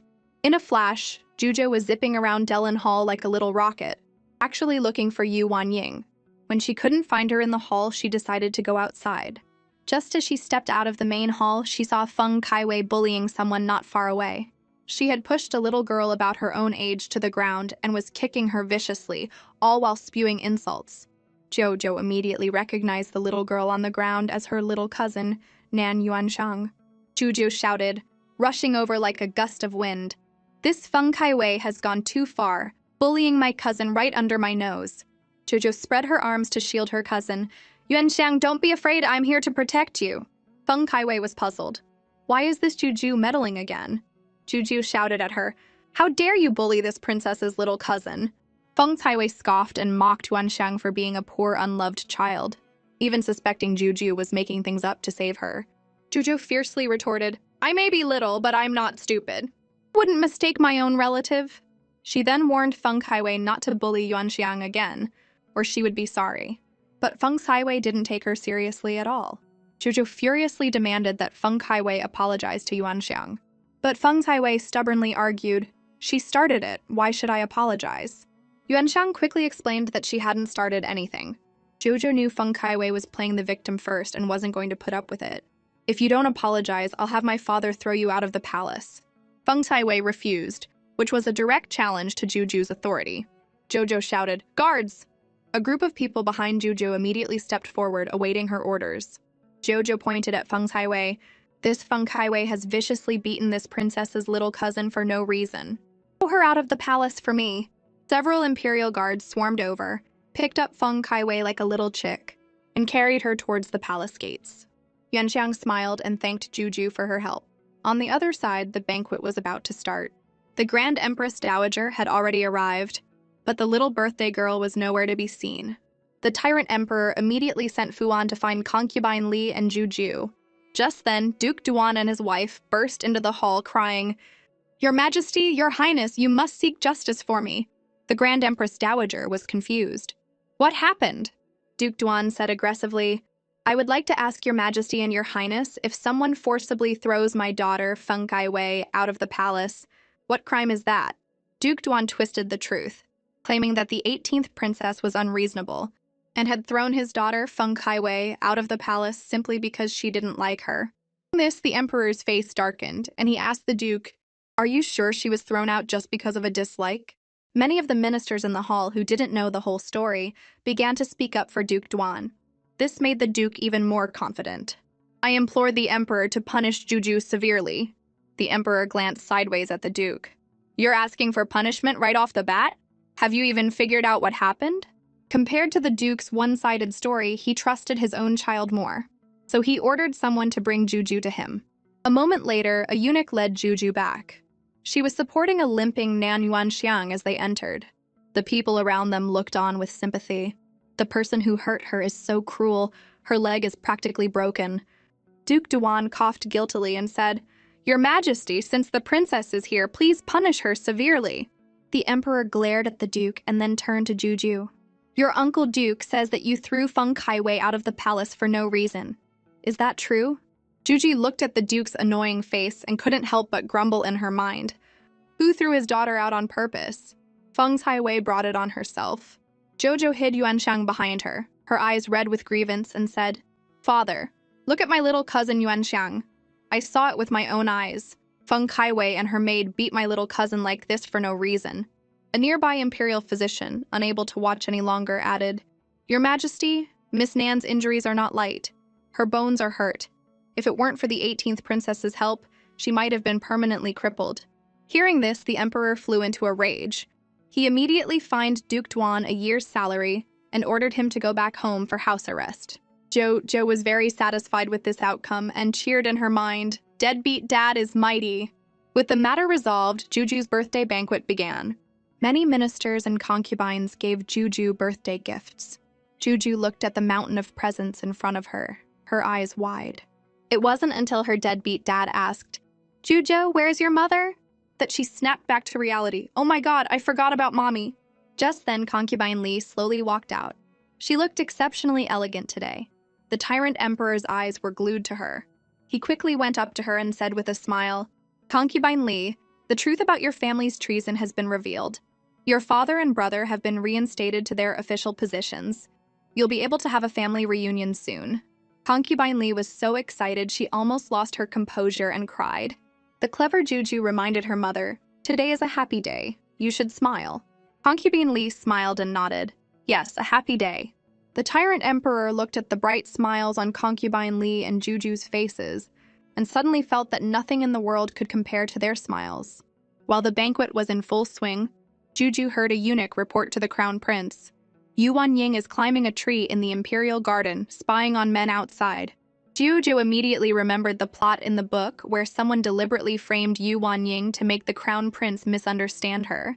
Juju didn't want the crown prince to be fooled by bad people again, so she quickly followed him. "Crown prince, I'll go with you." "All right." The crown prince took Juju's hand and walked towards the imperial garden.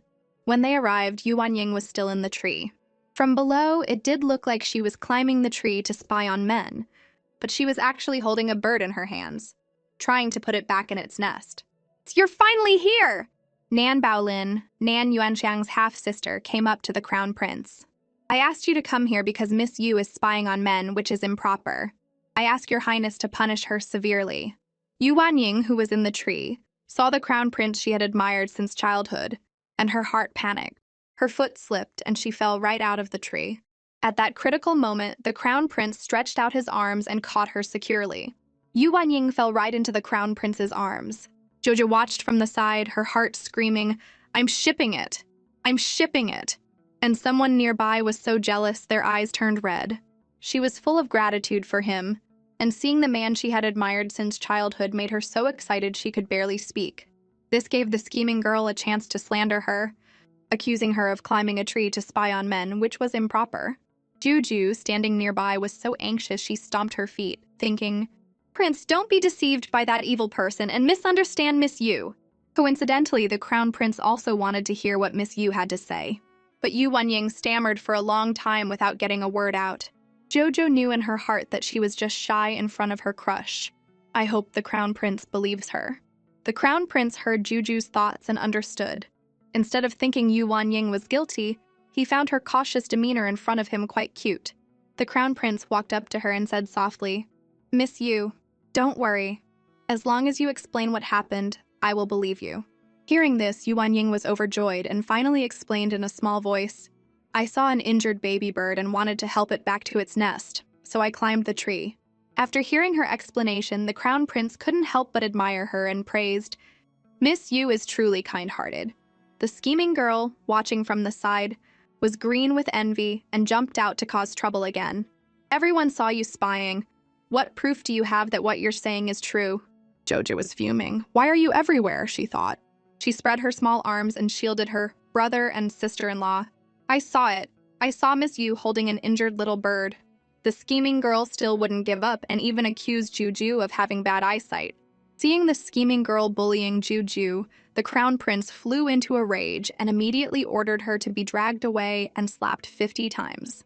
With that big trouble out of the way, Juju could go back to happily shipping her new favorite couple. She tugged on the crown prince's sleeve and said sweetly, "Crown Prince, I really like Miss Yu. Can I stay with her for a little longer?" The crown prince smiled dotingly. "Of course." The crown prince turned and invited Yuan Ying to return to the banquet hall with them, and she gladly accepted. The crown prince picked up Juju and walked ahead, with Yuan Ying following quietly behind. Juju admired Yuan Ying's stunning beauty up close and had a bold idea. "I really want to touch her face." As soon as the thought appeared, her little hand unconsciously reached out. Yuan Ying saw Juju's outstretched hand and thought she was asking for a birthday gift. So she took off her favorite hairpin and handed it to Juju, saying, "There are many more gifts waiting for you in the hall." Jojo was stunned, her heart crying out, "The pretty big sister misunderstood me. If I explained that I wanted to touch her face, wouldn't that make me seem like a creep?" The crown prince heard Juju's conflicted thoughts and decided to step in. He leaned close to Yuan Ying's ear and whispered, "I want to touch your face." Hearing this, Yuan Ying's face flushed bright red, and her throat tightened with nervousness. "Crown Prince, you want to touch my face? That's probably not appropriate, is it?" The crown prince was embarrassed by her response and immediately corrected himself. "It's Juju who wants to touch your face." Now, Yuan Ying was even more mortified. She didn't dare to look at the crown prince, bit her lip and said, "I'm sorry, my father is still waiting inside. I'll be going now." With that, she ran off. Juju watched Yuan Ying run away, completely bewildered. Crown Prince, what did you say to scare her away? The Crown Prince gave a guilty smile. I said I wanted to touch her face, and she ran. Hearing this, Juju's heart sank. The pretty big sister must hate me now. She ran away just because I wanted to touch her face. The more she thought about it, the more wronged she felt. Her little lips trembled, and she burst into tears with a loud "Wah!" Seeing this, the Crown Prince quickly tried to comfort her. Jojo, don't cry, nobody dislikes you. It's my fault. Just then, someone picked Jojo up. The Tyrant Emperor saw his precious daughter crying so hard, and his face immediately darkened. What exactly happened here? Without a second thought, ordered him to reflect on his actions. The Emperor held Juju and, along with concubine Li, tried to console her for a long time. But Juju's tears flowed like an open floodgate. At his wit's end, the Emperor gave her a big chicken leg. You must be hungry after crying for so long. Eat up, then you can cry some more. Juju was momentarily stunned. What a novel way to comfort someone. But seeing how much her deadbeat dad cared, she picked up the chicken leg and started gnawing on it, and her tears finally stopped. The Emperor looked at Juju dotingly and asked softly, Did the Crown Prince bully you? Jojo shook her head like a rattle drum, indicating it had nothing to do with him. She couldn't very well say that she was upset because she wanted to touch a pretty big sister's face and got rejected. That would be too embarrassing. Thinking of this, Juju quickly got up, dodged her deadbeat dad's questioning, and marched off to find Yu Wanying with only one thought in her mind: I must get on her good side. She didn't care if her dad could sleep soundly at night or not. In no time, Jojo spotted Yu Wanying and was about to run over when she suddenly bumped into a wall of muscle. Looking up, she saw the first prince, who had been away at war for years. The first prince looked at Juju with a blank expression. So, you're the little 18 who dresses as a girl? Jojo quickly and respectfully bowed and greeted him, but in her heart she was thinking, the first prince is so tragic. In 10 years, when the Western Chu Kingdom falls, his head gets chopped off on the battlefield. When the first prince heard Juju's words, his face instantly darkened, and he roared, You're talking nonsense? Jojo looked wronged and mumbled, I didn't say anything, I just bowed. The people around them were also confused, not knowing why the first prince was so angry. Seeing that things were getting awkward, the first prince could only turn and leave. Juju made a funny face at him, and she had intended to kindly remind him to be careful not to fall and knock out his front teeth. But the first prince was arrogant and thought Juju was spouting nonsense. I've practiced martial arts for years, how could I fall so easily? But who would have thought that in the next second, he would step on his long robe and fall flat on his face? To make matters worse, the Tyrant Emperor heard the commotion and came over. What's all this noise? The first prince scrambled to his feet, his front teeth knocked out, and slurred, Father? He was filled with regret. If only I had listened to Juju. He was afraid that his father would now look down on him. Juju, watching the first prince, felt a little sorry for him. After all, he had made great contributions in battle, and she couldn't let her deadbeat dad have a bad impression of him. So Juju rushed to her dad and pleaded for the first prince. Father, brother has been at war for years and isn't used to wearing long robes. It's not his fault he fell because they don't fit. After hearing Juju's words, the emperor immediately issued an order. From now on, at palace banquets, military officials are not required to wear long robes. He then told the first prince to go and get treated. The first prince was pleasantly surprised, not expecting Juju to forgive him and speak up for him. For a moment, he actually found this little brother more likable than a little girl. Although there was a small hiccup, it couldn't stop Juju from finding her pretty big sister. Juju ran up to Yu Wanying and asked eagerly, Sister Yu, can I sit next to you? Yu Wanying smiled and nodded. Of course, princess, feel free. Your Highness, are you hungry? Would you like some dessert? Juju waved her hand, saying she wasn't hungry. For a child, a big chicken leg was more than enough. Yu Wanying then invited Juju to watch the song and dance performance with her, adding, The Southern Kingdom sent dancers today. Because they can't afford the reparations, they're also sending an 8- or 9-year-old tribute prince. Hearing this, Juju immediately became serious, her mind racing. This tribute prince from the Southern Kingdom, could he be the male lead from the book who eventually unites the world and marries Feng Kaiwei? If he's here, aren't we all doomed? Juju was worried that the tribute prince would destroy the Western Chu Kingdom, just like in the book, and she wanted to meet him first. But Yuan Ying told her that only the Tyrant Emperor knew where the tribute prince was being held. Jojo was as anxious as an ant on a hot pan, but she couldn't bear to ruin the birthday banquet everyone had so carefully prepared for her. So, she gritted her teeth and endured until the banquet was over, then rushed to find her deadbeat dad to get some answers. Jojo marched up to the Tyrant Emperor, but before she could even open her mouth, he spoke first. "Go check on your first brother." In reality, his intentions were elsewhere. He just wanted to find an excuse to spend more time with his precious Juju. A short while later, the Emperor, carrying Juju, arrived at the quarters of the first prince's mother, noble consort Xian. "Greetings, your majesty. Greetings, father." As soon as the words were spoken, Juju wriggled out of the Emperor's arms and ran to the first prince to check on him. The Emperor's vat of 82-year-old vinegar immediately tipped over. "Why is my Juju only thinking about that stinky boy?" he grumbled to himself. As for the first prince, his face flushed bright red and he didn't dare to look Juju in the eye. He was still incredibly embarrassed about his previous attitude. Noble consort Shan, watching from the side, smiled and stepped in to smooth things over. "Thank you for your concern, princess. The bleeding has stopped. We'll find some suitable materials to fix his teeth later." Hearing this, Juju couldn't help but giggle to herself. Big Brother is such a magnificent general, but because of a few missing teeth, he's acting as shy as a little princess. The first prince heard Juju's inner thoughts loud and clear and immediately shouted in frustration, "I don't care about these stupid teeth."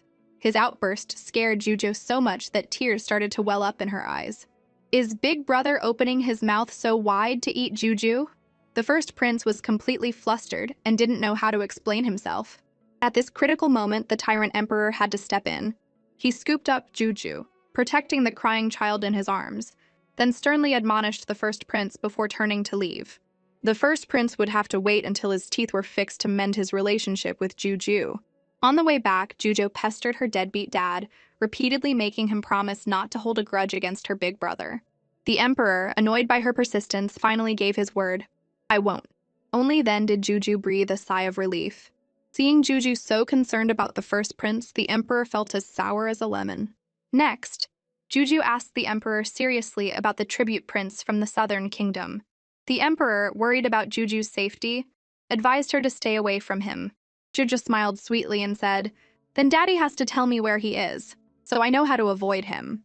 Juju knew in her heart that this tribute prince was connected to the fall of the Western Chu kingdom. Hearing the words "fall of the kingdom," the Emperor's heart skipped a beat. He had wanted Juju to grow up carefree, so he had never dared to ask her about the kingdom's fate. But now it seemed that if this matter wasn't resolved, Juju would be constantly worried.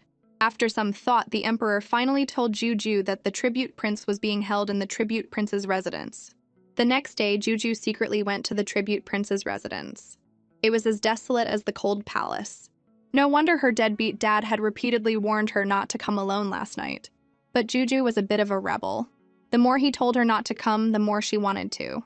As soon as she reached the gate, she was stopped by 2 guards. "The tribute prince's residence is off limits. Princess, please go back." Jojo blinked her big, watery eyes at the guards. "It was father who allowed me to come." When the guards heard it was the Emperor's order, they didn't dare to stop her. But when they offered to accompany her for protection, Juju firmly refused and marched into the residence alone with a swagger, thinking, "The tribute prince is only 8 or 9 years old, he shouldn't be able to hurt me." Just as she was passing a corner in the front courtyard, she suddenly saw a small, thin figure kneeling in the snow. Joju's heart skipped a beat. Could that be the male lead, Dijang? Jojo quickly ran up to him and told him to get up. Dijang's body leaned back slightly as if in resistance. From the guards, Juju learned that this was her tyrant father's way of establishing his authority and intimidating the southern kingdom by punishing Dijang, making him kneel for a full month. Jojo thought to herself, Dijang is just a poor pawn used by the southern kingdom. If he keeps kneeling like this, he'll end up with chronic joint problems. No wonder the original book said that after the fall of the Western Chu kingdom, Dijang had the legs of all the royal family members chopped off. The grudge must have started here. To prevent the Western Chu kingdom from meeting that tragic end, Juju decided to have a good talk with her tyrant father first. Before leaving, she held Dijang's cold hand and promised that she would convince her father to retract the punishment. "Wait for me, I will definitely come back." At that moment, a flicker of warmth seemed to touch Dijiang's frozen heart. But in the next instant, he mocked himself. What am I hoping for? She's just making an excuse to leave. A short while later, Jujo ran to the imperial study. Daddy! The tyrant emperor's face lit up when he saw his precious Juju. He smiled so wide his mouth almost reached his ears and scooped her up. Why did you come all of a sudden? Did you miss Daddy? Then he playfully squished and poked Juju's little cheeks. But when he saw her face was dirty, his smile instantly vanished. Did someone bully you? After being subjected to her tyrant father's forced affection, Juju managed to squeeze out 3 words. I'm fine. She looked at the emperor seriously. Daddy, I heard you ordered the tribute prince to kneel for a month. Hearing this, the emperor was furious, thinking the tribute prince had done something to Juju. Jo quickly explained that it wasn't the tribute prince who had bullied her. She just didn't want her dad to punish him by making him kneel anymore. But the emperor insisted that the Southern Kingdom had brought this upon themselves, and if he didn't show them who was boss, they would only look down on the Western Chu Kingdom in the future. Jojo didn't understand all this political maneuvering. She only knew that doing this would make Dijiang hate them, and the Western Chu Kingdom would surely face his retaliation 1,000 times over in the future. After all, Dijiang was the chosen one, the main character. When he eventually united the world, the Western Chu Kingdom would be finished. The emperor had no idea that this tribute prince was such a crucial figure. He thought about it and agreed that just making him kneel wasn't very effective. Juju thought her dad was going to let Dijiang off the hook. But then the emperor said, "We should just kill him." Jojo was so scared her diapers nearly got wet. She quickly advised her tyrant father to think twice. If word got out, the Western Chu Kingdom would be in the wrong. Besides, Dijiang had the main character's plot armor. He wouldn't be so easy to kill. This would only create more hatred. The emperor heard Juju's thoughts and couldn't help but think of himself. He too was once the chosen one, with many people plotting against him. But in the end, he not only survived to become emperor, but also dealt with all of them. This was fate. The emperor was silent for a long time. Jujo added, "Let's be merciful today for a better future. It's not good to have someone in the palace who hates us. I really don't want anyone to be in danger." After hearing Juju's reasoning, the emperor finally relented and let Dijiang go. Juju was so happy she jumped for joy, exclaiming, "Thank you, Daddy." At that moment, Dijiang, who was still kneeling, kept replaying Juju's adorable face and determined words in his mind, his heart a mix of emotions. Suddenly, the sound of "Welcome, Princess" reached him. Dijiang was stunned. He couldn't believe that Juju had actually come back. Jojo ran towards Dijiang, overjoyed, and couldn't wait to tell him, "Little brother, father has already canceled your punishment. You can get up now." Looking at the sweet, chubby little princess, Dijiang felt the dark emotions that had been brewing inside him slowly dissipate. But he couldn't help but wonder, can I really trust her? Seeing Dijiang still on the ground, Juju quickly called for an imperial physician to check his legs, worried about any long-term effects. The physician hurried over, but as he was about to touch him, Dijiang flinched like a startled rabbit, refusing to be touched. Jojo quickly leaned in and coaxed him softly. "Little brother, don't be afraid. The physician will make you better." Dijiang finally cooperated with the physician's examination. Luckily, the injuries were only superficial and would heal after a few days of applying ointment. Hearing this, Juju was so happy she could have jumped for joy. "That's great! That's great!" A weight was lifted from her heart. Thank goodness, his legs are fine. Everyone's legs are safe now. Next, Juju, acting like a little adult, took Dijiang's hand and led him inside, saying, "Come on, I brought lots of delicious food." The table inside was filled with delicacies. Juju looked at Dijiang's thin frame and her heart ached. She had specially ordered all this from the imperial kitchen to help him get his strength back. Dijiang looked at the feast on the table and felt a warmth spread through him. But then he remembered the tyrant emperor's previous threats, and he immediately sobered up. How could that old fox let me off just because of this little girl? He's probably up to something. Is he trying to use this little girl to get rid of me? Dijiang's mind was racing with suspicion. He even suspected the food was poisoned, and was about to discreetly use his silver thumb ring to test it when Juju wasn't looking. Jojo noticed Dijiang's strange expression, and her mind started whirring. A moment later, she remembered the imperial edict she had gotten from her father, and quickly had a eunuch read it aloud. The eunuch announced in a high-pitched voice, The tribute prince from the southern kingdom is hereby exempt from kneeling in reflection.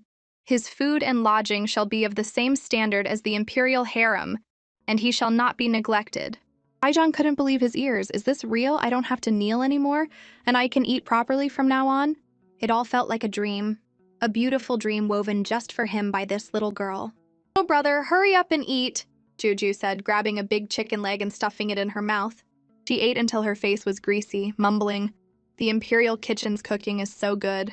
Seeing Juju's greedy eating, Daijang couldn't help but chuckle. Juju blushed, so embarrassed she could have dug 10 autumn water residences with her toes. "You eat too. I've already tasted it for you. It's delicious." Daijang smiled and nodded. "All right, let's eat together." With that, Daijang completely let down his guard around Juju, knowing that she genuinely cared for him. After a while, the gluttonous Juju wanted to eat some shrimp, but her little hands were clumsy and she couldn't peel them properly. Daijang saw this and immediately peeled a large shrimp for her. "Here, eat this." Jojo took the shrimp, her face blooming into a smile. "Thank you, little brother. You eat too." They ate together, feeding each other, and their bond grew closer. As night fell, Daijang had survived his first perilous day in this strange palace. His attendant reminded him, "Your Highness, we must still be wary of that old fox, the Emperor of Western Chu. He hates our southern kingdom and wouldn't let us off so easily just because of a little princess's words. I'm afraid the little princess being nice to you is part of a scheme." Daijang cut his attendant off. He saw things clearly. The adults of Western Chu might have ill intentions, but the little princess didn't. Daijang wouldn't allow anyone to speak ill of the little princess. She was the first person in this world to ever care about him. For years, Daijang had endured bullying, scorn, and exploitation. His heart was scarred, and he had lost all hope. But now, for the first time, he felt a spark of anticipation. He looked forward to seeing the little princess again. This morning, Juju had just woken up, rubbing her sleepy eyes. When she saw 3 enlarged faces staring straight at her, she let out a little "awoo" in fright. Her brothers were cute, but this was a bit much for anyone to handle first thing in the morning. The crown prince quickly apologized and sentenced himself to copying scriptures as punishment. Joju's heart softened and she forgave her brothers. The crown prince paused and then asked, "Juju, do you want to go out of the palace for a walk?" "Yes, yes!" Juju was overjoyed. She had been wanting to see the world outside for a long time. But she was also curious why the crown prince specifically wanted to take her out. Just then, her 10th and 11th brothers started whispering to each other. The crown prince wants to propose to Yu Wanying, but he's afraid General Yu's temper will get in the way. He's hoping that bringing little Juju along might help. Hearing this, Juju looked at the crown prince with a wounded expression. "Crown prince, you're using me!" The crown prince looked a bit embarrassed and coughed twice. "That's only one of the reasons." "Juju, don't you really like Miss Yu? Maybe this time you'll get to touch her face." Hit Juju right where it mattered. "Really? Really? What if I can't?" The crown prince puffed out his chest and promised that if she couldn't, he would let her ride him like a horse. The temptation of riding a horse was too great, and Juju agreed without a second thought. In her mind, she couldn't lose either way. Before they left, the crown prince promised again that he would definitely let her touch Miss Yu's face. Little did he know, he would soon be eating his words. The group stood in front of the Yu residence, staring at the tightly shut vermilion gate, their faces filled with shock. The crown prince was so embarrassed he could have dug 10 eastern palaces with his toes. Jojo thought to herself, "Looks like I'll have to find a way to win over this General Yu." She suddenly remembered reading in the book that after retiring from the battlefield, General Yu really missed the taro he used to eat with his brothers. But now taro was rare in the capital. If the crown prince could get some taro, maybe General Yu would open the door. Joju's eyes darted around, and she quickly said to the crown prince, "Crown prince, let's go to the West Market to buy some gifts. Maybe that will work." The crown prince heard Juju's words and smiled knowingly. Juju is so smart. I heard General Yu loves taro. Let's go look for some there. However, the road to the West Market was not as easy as they had imagined. Little Juju was exhausted. Fortunately, their efforts paid off, and they finally bought a sack of taro from a vendor. The group then returned to the general's residence. The attendant knocked on the door again. "His Highness has brought General Yu his favorite taro. Please let us in." Hearing the word taro, the servant immediately and politely invited them into the front hall to wait while he went to inform his master. A short while later, the servant announced in a loud voice, "General Yu has arrived." General Yu strode in. Although he had retired, the rugged aura honed on the battlefield was still palpable, commanding respect. Suddenly, his gaze locked onto Juju, making her shudder. Why is this old man looking at me like that? She wondered. Then, General Yu's face broke into a smile like an old chrysanthemum. The princess is here too? Why didn't you inform me earlier? Then he saw the taro he had been craving for so long, and his eyes lit up. Juju, seeing her chance, pleaded in her sweet voice for him to grant the crown prince's request. Hearing this, the smile on General Yu's face vanished instantly. If you are here to propose marriage, then you should give up that idea right now. Joju's heart sank. Is my favorite couple going to break up just like that? Joju was utterly confused. My crown prince brother is so outstanding. What's not to like? General Yu, however, looked calm and spoke slowly. His Highness the Crown Prince is undoubtedly a man of great talent. But I have already chosen a son-in-law, Liu Pei, the son of the Minister of Works. He is a gentleman worthy of my daughter's hand. I hope your Highness will find another match. The Crown Prince's pupils contracted in shock. He was about to protest when he heard Juju grumbling in her mind. What kind of gentleman is Liu Pei? He's just a lecherous brute who bullies men and women alike. If the Crown Prince can let Grandpa Yu see his ugly true colors, he'll definitely cut off this toxic engagement. Juju was struggling with how to tell the Crown Prince, as the content was a bit much for a 5-year-old. Sensing her difficulty, the Crown Prince broke the silence. These topics are too boring. How about I take you out to buy some toys? Jojo immediately nodded eagerly. Yes, I heard the bamboo dragonflies at the night market are really fun. General Yu, seeing it was getting late, was very worried about Juju's safety. Juju blinked her big, innocent eyes at the general and said sweetly, Grandpa Yu is so strong, you can definitely protect me. Please come with us. The usually decisive general was completely won over by Juju's cuteness, and finally nodded in agreement. A short while later, General Yu, carrying Juju and the Crown Prince, arrived at the night market. Joju's eyes turned into stars when she saw the bamboo dragonflies. She was so endearing that General Yu couldn't help but want to spoil her. If Juju likes it, Grandpa Yu will buy it for you. Although Juju loved the exquisite bamboo dragonflies, she wasn't greedy and only wanted one, as they were there for another purpose. Suddenly, a commotion broke out not far away, mixed with a woman's pitiful cries. Well, Liu Pei has served himself up on a silver platter. Juju reminded her grandpa in a sweet voice. Isn't that Liu Pei, the worthy son-in-law you mentioned? General Yu, carrying Juju, walked towards the source of the noise and saw Liu Pei seizing a delicate woman, shouting arrogantly, Come with me and I'll make sure you live a life of luxury.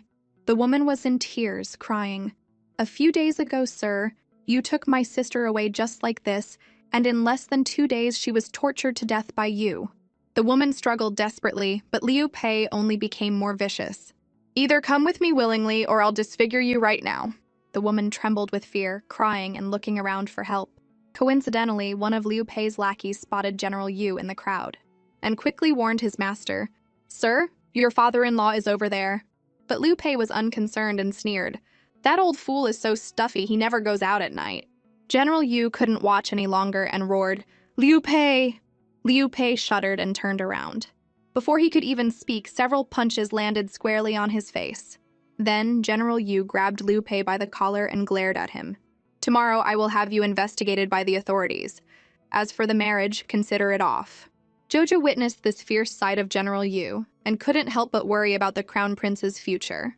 However, after this incident, General Yu finally saw Liu Pei's true colors, and his attitude towards the Crown Prince softened. He even, for the first time, invited the Crown Prince to stay for dinner. A moment later, Yu Wanying and her maids came out with steaming hot dishes. Jojo clapped her hands happily and eagerly invited Yu Wanying to sit next to her. Yu Wanying shyly glanced at the Crown Prince and happened to meet his gentle gaze. In an instant, both of their faces turned as red as apples. General Yu saw all of this, and seeing that they seemed to have feelings for each other, his resolve began to waver. Joju, seeing her chance, decided to add a little more fuel to the fire. She blinked and asked innocently, Grandpa Yu, can the Crown Prince and Sister Yu be together now? Her words were met with a deafening silence.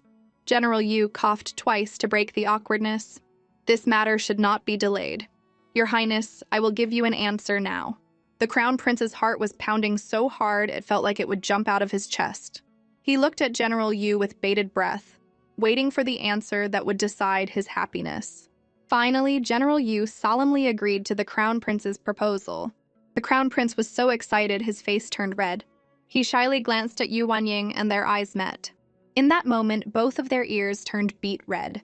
The Crown Prince, flustered, blurted out, "Then, your son-in-law will come with the betrothal gifts tomorrow." Joju's ship had finally sailed.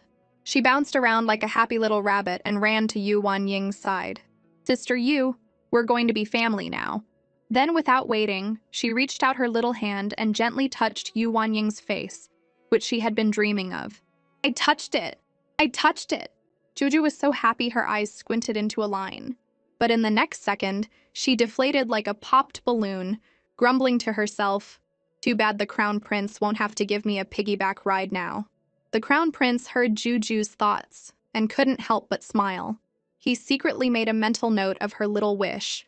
As it was getting late, the Crown Prince took Juju back to his residence outside the palace. He was still basking in the joy of his successful proposal. Jojo had been the hero of the day. "Joju, I have to thank you." Hearing this, Juju immediately closed her eyes and pretended to be asleep. But in her heart, she was thinking, "No piggyback ride, no talking to you."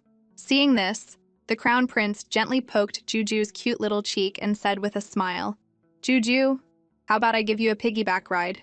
Joju's sleepiness vanished in an instant. She shot up from the bed like a spring, and in the blink of an eye was on the Crown Prince's back, enjoying her ride. While the two were having fun, the attendant rushed in to report, "The second prince has come late at night to congratulate your highness and says he has something important to tell you." The Crown Prince had been close to the second prince since they were children, so he immediately told the attendant to let him in. But Juju's face changed drastically, and she shouted in her mind, "The second prince is not a good person!" He's hiding the fact that he's a fake prince and deliberately getting close to the Crown Prince to usurp his position. The Crown Prince, who had been overjoyed, felt like he had been struck by lightning when he heard Juju's thoughts. He recalled the second prince's many strange behaviors. No wonder he didn't resemble any of the other princes and had been disliked by his own mother since childhood, only being close to him. All these years, he had treated him as a true brother, but he had been plotting against him all along. Jojo looked at the Crown Prince with concern, debating whether to reveal the second prince's entire scheme. The Crown Prince was moved to see such a little girl racking her brain for him. He proactively told the attendant, "I'm a bit tired today, we can talk about it another time." After a pause, he added sternly, "If he comes again in the future, just find any excuse to send him away. I don't want to see him." Jojo was impressed by the Crown Prince's decisiveness and cheered in her mind, "The Crown Prince is so amazing." The Crown Prince heard Juju's exaggerated praise and smiled. "Juju, it's too late today. How about I give you another piggyback ride another day?" "Okay." Juju nodded obediently. Soon she fell into a sweet sleep with the Crown Prince by her side, still thinking, "I will definitely help the Crown Prince avoid his tragic fate." Watching the sleeping Juju, the Crown Prince's heart was filled with warmth and comfort. He silently vowed to protect her at all costs. The next day, Juju slept in until the sun was high in the sky. When she woke up, she found that the Crown Prince had already gone to the Yu family to present the betrothal gifts. She wasn't angry at all. Instead, she had a bold idea. "I'm going to explore the streets." Nanny Guy, concerned for the princess's safety, refused to let her go. But Juju wouldn't give up. She blinked her big watery eyes and pleaded with Nanny Gui. "Nanny Guy, you'll be with me and we can have a few guards follow us secretly. It'll be fine, right?" Looking at the adorable Juju, Nanny Gui couldn't bring herself to refuse and reluctantly agreed. And so Juju and Nanny Gui slipped out quietly. Little did she know, the moment she stepped out of the residence, a pair of eyes was watching her closely from the shadows. As she happily navigated the bustling crowd, a paw suddenly reached out for her. Jojo was so scared her soul nearly left her body. It was her first brother, smiling broadly. He had been secretly following her, waiting for a chance to get on her good side and make her like him. However, his plan backfired spectacularly. Jujo looked at him without a hint of joy, her mind racing. Why is he holding me like a puppy? Is he still mad at me for what happened before? The first prince's high hopes were instantly shattered. Seeing Juju's wary look, He became flustered and quickly explained, I was just so happy to see you. I didn't mean to scare you. As an apology, I'll take you to eat the best buns in the entire capital. At the mention of food, Juju's interest was piqued, but she was still on guard. The first prince mentally kicked himself, regretting not being nicer to her at the birthday banquet. Soon, they arrived at the most famous bun shop in the capital. The first prince declared generously, Order whatever you want, Juju. It's on me. Juju looked at the dazzling array of buns on the menu and was hit with a case of choice paralysis. The first prince saw this as a golden opportunity to win her over and enthusiastically recommended his favorite meat buns. Hearing this, Juju couldn't help but roast him in her mind. Are the meat buns in the palace not good enough? The first prince heard her thoughts, and cringing so hard he could have dug a hole to another dimension. He quickly changed his tune. You've never had wild mushroom buns before. How about you try those this time? Seeing the first prince's eager expression, Juju smiled and nodded. The first prince was overjoyed that she had agreed, and he wanted to give her a big surprise. So he quickly went to place their order. Unfortunately, the surprise turned into a shock. 20 cages of steaming hot buns were piled up in front of them like a small mountain. Juju's eyes widened. Big brother, are you sure you're not trying to fatten up a pig? The passers-by all cast strange glances their way. Youth is amazing. He can eat so much in one sitting. Juju was worried they wouldn't be able to finish all the buns, but the first prince confidently stated that this was just a normal meal for him. The passers-by were stunned, shocked that someone so young could have such a massive appetite. Juju was so embarrassed she could have dug 10 imperial palaces with her toes. She jumped up and ran. I'm not eating anymore. I'm going to go look around. She didn't forget to turn back and tell the first prince to finish all the buns and not to waste any. Having escaped her clueless big brother, Juju wandered the streets alone. Suddenly, her attention was caught by a jewelry stall. Since she was out of the palace, she wanted to pick a gift for her mother. As she was carefully choosing, an arrogant voice came from behind her. Hey, shorty! My sister wants that gold-inlaid jade pendant around your neck. Hand it over! Hearing this, Juju immediately clutched the pendant and turned around warily. Who are you? This is mine. Why should I give it to you? This was a gift her mother had commissioned for her with her own dowry when they were in the cold palace. It meant the world to her, and she would never let anyone take it. The young pumpkin green, seeing that Juju wouldn't give up the pendant, immediately tried to intimidate her. I'm Zhang Cheng, the cousin of Liu Pei, the son of the Minister of Works. If you know what's good for you, hand it over, or you'll be sorry. Jojo wasn't scared. She sneered. Liu Pei has already been thrown in jail. He can't even save himself. And since you're robbing people in broad daylight, you can go join him in jail. Zhang Cheng flew into a rage. You little brat, you're asking for it. Just as he was about to lunge at Juju, a large bun flew through the air and hit him squarely in the face with a thwack. The first prince had arrived just in time. He shielded Juju and roared, I'd like to see you try. You take one more step and you'll regret it. Juju felt an overwhelming sense of security. Big brother is a general. With him here, I'll be fine. The first prince heard Juju's thoughts, and his cheeks flushed bright red with pleasure. Zhang Cheng, seeing his prize about to slip away, roared in frustration. Who are you? Your front teeth aren't even real, and you dare to meddle in my business. Hearing this, the first prince's face darkened. I am the first prince of the dynasty. Watch your mouth. Zhang Cheng scoffed and laughed out loud. The first prince would eat at a street stall? Don't tell me you're going to try and convince me that the shorty behind you is the 18th princess. With that, he waved his hand and arrogantly ordered his lackeys to snatch the gold-inlaid jade pendant from Juju's neck. The first prince frowned. You want to fight? I'm happy to oblige. To avoid accidentally hurting Juju, he quickly told her to move to a safe spot. His opponents charged forward aggressively, but in less than a second, they were all on the ground. After years of leading armies, these small-time thugs were no match for him. In the blink of an eye, he had them pinned to the ground. Jojo cheered excitedly. First brother is so cool, so cool, so cool. Hearing Juju's praise, the first prince's heart swelled with pride, and his fists flew with even more force. One punch per person, he easily took care of Zhang Cheng's lackeys, and once again won Juju's affection. Big brother is so amazing. He hits wherever I want him to hit. It's so satisfying. Zhang Cheng, seeing that he had picked a fight with the wrong person, knew he was in trouble, but he still tried to act tough. You just wait. My dad is Jiang Tingshan, a high-ranking official in the palace. You're finished. Jo just stuck out her tongue, unafraid. Go ahead, we're not scared. Is there anyone in this world with a higher rank than our dad? At this moment, an old woman kindly advised the two to run away. Jojo was not happy. They're the ones who did something wrong. Why should we run? The old woman quickly explained. The Jiang family has been bullying people for years, doing all sorts of terrible things. If you don't leave now, you might not make it out alive. The first prince was shocked to hear this, not realizing the Jiang family was so lawless. Jojo was so angry she was trembling. Big brother, they're so evil, we have to make them pay. The first prince promised Juju that he would not let such villains get away with it. Soon Jiang Cheng returned with his corrupt official father in tow. It was those two who bullied us.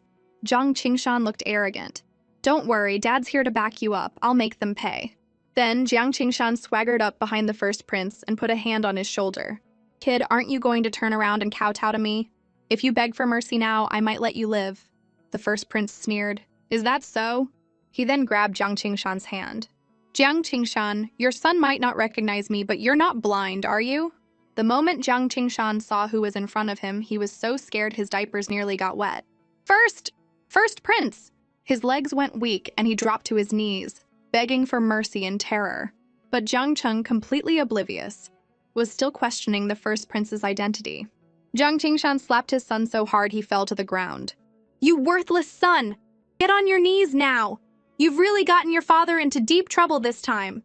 Jiang Cheng, feeling wronged, started arguing heatedly with his father right there. The first prince frowned and immediately ordered the father and son to be taken to the government office. After dealing with the matter, he turned around, the coldness in his eyes instantly replaced with concern and gentleness. Juju, were you scared? Juju smiled sweetly and shook her head. I'm fine, thank you, big brother. Suddenly, Juju remembered that in the original book, the prefect was a corrupt official who would release criminals for a bribe, letting them continue to harm the common people. The first prince heard Juju's thoughts and his eyes widened in shock, never imagining the prefect could be so lawless. So without hesitation, he picked up Juju and decided to go to the government office to personally supervise the case. Juju secretly praised him. This big brother is so thorough. As they turned to leave for the government office, they didn't notice an old white-haired man in a corner of the street, watching them leave with tears in his eyes. A man next to him quickly comforted him. Father, we've just returned to the capital. Now is not the time. The old man nodded slightly and sighed. You're right. We've already waited for 3 years. A little longer won't make a difference. In the blink of an eye, the first prince and Juju arrived at the government office. As soon as they entered, they stumbled upon the prefect's wicked scheme. Just as Juju had thought, the prefect, in order to get rich, was planning to cover for the Jiang family. The deputy prefect, unable to stand by and watch, was arguing with him. Seeing this, Juju couldn't help but sigh. Although this deputy prefect is a rare good official, his rank is too low and he has no power to stop him. Seeing this, the first prince was furious and roared, Prefect, your scheming is so loud even I can hear it. The prefect shuddered with fear, quickly turned around with a fake smile and tried to explain, This is all a misunderstanding. The first prince didn't give him a chance. He walked up and kicked him to the ground, saying coldly, I'm a military man. I don't understand explanations. He then decisively ordered the prefect to be thrown in jail and announced that the deputy prefect would temporarily take his place. Juju was overjoyed to see the first prince's decisive action. Thinking that her father would surely promote the deputy prefect after hearing about this, she was so happy she almost jumped for joy. The deputy prefect also solemnly promised the first prince that he would handle the case impartially. As the prefect was being dragged away, he shouted defiantly, You little deputy official, you just wait! Jojo's heart skipped a beat. Oh no. In the original story, the prefect held a grudge and hired an assassin that very night. She quickly reminded the deputy prefect, When you go out in the next few days, no matter what, don't get out of your sedan chair. The deputy prefect looked confused and gave an awkward smile, nodding in perfunctory agreement. Juju knew from his expression that he hadn't taken her words to heart, but she didn't know how to explain. The first prince saw Juju's dilemma and gently patted her head, comforting her. Juju, don't worry. Then his tone changed. I'll have someone follow the deputy prefect for the next few days. If he dares to get out of his sedan chair, they'll break his legs. Everyone was stunned by his words. That evening, on his way home from work, the deputy prefect suddenly heard an unusually piercing baby's cry from outside. His heart tightened, and he immediately ordered his servant to stop the sedan chair. The servant advised him not to get out, but he insisted that as an official he couldn't ignore the suffering of the people. Disregarding the servant's advice, he got out of the chair. Little did he know, danger was quietly approaching. Sure enough, as soon as he got out, someone struck him hard from behind. The deputy prefect fainted on the spot, and his servant broke out in a cold sweat. But they never expected that the attacker was actually one of the first prince's men. After a few words of instruction, the first prince's man disappeared into a small alley. The next day, the first prince couldn't wait to tell Juju what had happened. When he got to the crucial part, he deliberately left her hanging. Jojo was so anxious she stomped her feet and threatened, "If you don't tell me, big brother, I'll tickle you." The first prince was terrified of being tickled and quickly surrendered. Don't, I'll tell you." Actually, there was no crying baby in the alley, just a professional voice actor. Under interrogation, he confessed everything. It was all Prefect Zheng's scheme. Hearing this, Juju clenched her little fists, wishing she could punch that cunning villain. The first prince smiled dotingly. "Don't worry, Juju. Father has already dismissed him from his post and sentenced him." Jojo then asked, "Have the Jiang and Liu families been punished?" Of course. Liu Pei was sentenced to death, Jiang Qingshan was exiled, and their children were sent to the palace as servants. Jojo felt incredibly satisfied. With the matter settled, she prepared to return to the palace. The first prince was reluctant to let her go and insisted she stay another night. When Juju refused, he played his trump card. "I'll give you a piggyback ride." Joju's eyes immediately lit up. Big brother is taller and stronger than the crown prince. This will be fun. But she quickly came to her senses, remembering that clearing her mother and brother's names was urgent, and she had to return to the palace to prepare. After hearing Juju's thoughts, the first prince understood the gravity of the situation and didn't delay any longer, personally escorting her back to the palace. In the blink of an eye, Juju was back at the Autumn Water residence, where the Tyrant Emperor happened to be. The moment the Emperor saw Juju, his face lit up with joy, and he immediately scooped her up for kisses and hugs. But when he heard Juju praising her two brothers, his vat of 82-year-old vinegar tipped over again. Suddenly, Juju remembered the important matter. "I heard that your sworn sister, Princess Wen, is returning to the capital today." As soon as she said this, the faces of the Emperor and concubine Li changed, and they looked troubled. Jojo realized this was a taboo topic, but she would not give up the chance to clear her 13th brother's name. At a banquet years ago, Prince Dun had died after eating poisoned food, and her father had ordered a strict investigation. As a result, Princess Wen, who had been bribed by the real culprit, framed the unfavored 13th prince, leading to his wrongful imprisonment and her mother's implication. Princess Wen had then fled. Now that Princess Wen was back, Juju was determined to find out the truth and clear her brother and mother's names, even if it meant being disliked by her father. She secretly resolved to convince her father to reopen the case. After a long internal monologue from Juju, the Tyrant Emperor realized there was more to the story of what happened years ago. He immediately decided to release the 13th prince first and then investigate thoroughly. Hearing this, concubine Li dropped to her knees to thank him. The Emperor, heartbroken, helped her up and asked about the details before the incident, but concubine Li couldn't remember anything. This left the Emperor at a loss, not knowing where to start the investigation. Jojo thought to herself, "It seems the only way to get to the bottom of this is to start with Princess Wen." Back then, Princess Wen received money and a life-saving pill for her mother from the real culprit. So she's been blackmailed all these years. There must be letters between them. If we can find those letters, we might uncover the truth. The Emperor heard Juju's thoughts and immediately ordered a thorough investigation of all of Princess Wen's correspondence from 2 months before the incident until now. Jojo looked at her tyrant father with wide eyes, praising him in her mind for being so smart today. The Emperor felt a little strange. Why only smart today? But then he thought, I really am not as clever as Juju. Juju noticed his strange expression and asked, "Daddy, why are you looking at Juju like that?" The Emperor took the opportunity to kiss Juju. "Because Juju is cute. Father can't get enough of looking at you." Jojo looked disgusted. When did Daddy get so cheesy? Concubine Li, watching the father and daughter, couldn't help but laugh. Seeing her mother happy, Juju was also happy. Seeing concubine Li happy, the Emperor was also happy. Time was of the essence, so the emperor didn't stay long. He got up to start the investigation and promised to give Juju and her mother a satisfactory answer. After the emperor left, Juju remembered she had bought a gift for her mother outside the palace. But when she felt for her pouch, it was gone. She told her mother to wait at the Autumn Water residence while she searched for it in the palace. Jojo searched the palace high and low but couldn't find her pouch anywhere. Just then, she saw the deputy head of the Imperial Hospital holding her pouch. She ran over, and the deputy head, surprised, bowed and said, "Greetings, 18th Princess." Jojo said directly, "Skip the formalities. Please give me back my pouch." The deputy head quickly apologized. "Princess, please forgive me. I opened the pouch to find the owner." He paused and then continued, "Inside is a long-lost prescription that can cure 100 poisons. Could the princess lend it to me for research?" Jojo refused outright. "No, this is Juju's treasure. It can't be shared.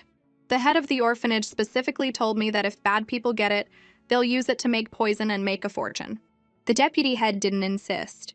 Juju took back her pouch and went to find her mother. Little did she know, their conversation had been overheard. On the other side, Princess Wen asked her maid, "How is the investigation into the prescription going?" "I came back this time to get medicine for my mother, and time is running out."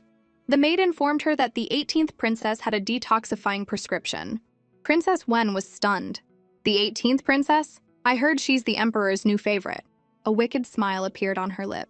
"If I could send her brother to prison back then, dealing with her won't be hard. Let me know when the 18th princess is alone. I have my ways of getting the prescription." The Tyrant Emperor had given a dog named Big Yellow to concubine Li, hoping to please her. But Jojo ended up being even happier. When she saw Big Yellow, Juju's eyes sparkled. Big Yellow liked Juju too, wagging his tail enthusiastically. It turned out that Juju had wanted a dog in her past life, but could never afford one. When the Emperor found out, he first regretted not getting her one sooner. But then he felt a little jealous that Juju was paying more attention to the dog than to him. But seeing his daughter so happy, he decided to put his jealousy aside for now. One day, Juju was happily playing with Big Yellow in the Imperial Garden. Princess Wen saw Juju alone and was secretly pleased. A malicious smile flickered across her face as she tiptoed over. "Princess?" Jojo turned around abruptly and saw a woman with a fake smile. "I am the Grand Consort of the Mengdan tribe. It's a pleasure to meet you." Then, she took out a wooden box. "This is the rarest cowhide candy from the Mengdan tribe. I hope the princess will accept it." She held the box out to Juju. Joju's heart skipped a beat. From her words, she recognized her as Princess Wen, the one who had framed her mother and brother. She's up to no good. She refused without hesitation. Princess Wen's smile froze, and she cursed under her breath. Ungrateful brat. But she didn't give up and continued to persuade her. "Why don't you try it first, princess? This candy is sweet and chewy. You can't get it in the capital." Seeing Juju unmoved, Princess Wen flew into a rage and grabbed Juju's wrist. Jojo felt a wave of nausea and forcefully shook off her hand. "I said I'm not eating it." Seeing this, Princess Wen guessed that Juju knew what had happened in the past and held a grudge against her. She dropped the act and reached for the pouch on Juju's waist. Jojo quickly stepped back and shouted at the top of her lungs, "Robbery! Someone help!" At the critical moment, Big Yellow rushed over and shielded Juju, barking fiercely at Princess Wen. Princess Wen was so scared she turned pale. She forgot all about her image and ran away in a panic, with Big Yellow hot on her heels. Princess Wen ran from the Imperial Garden all the way to the Imperial Study, where she happened to run into the Emperor and the Grand Empress Dowager. She quickly hid behind them and shouted, "Help!"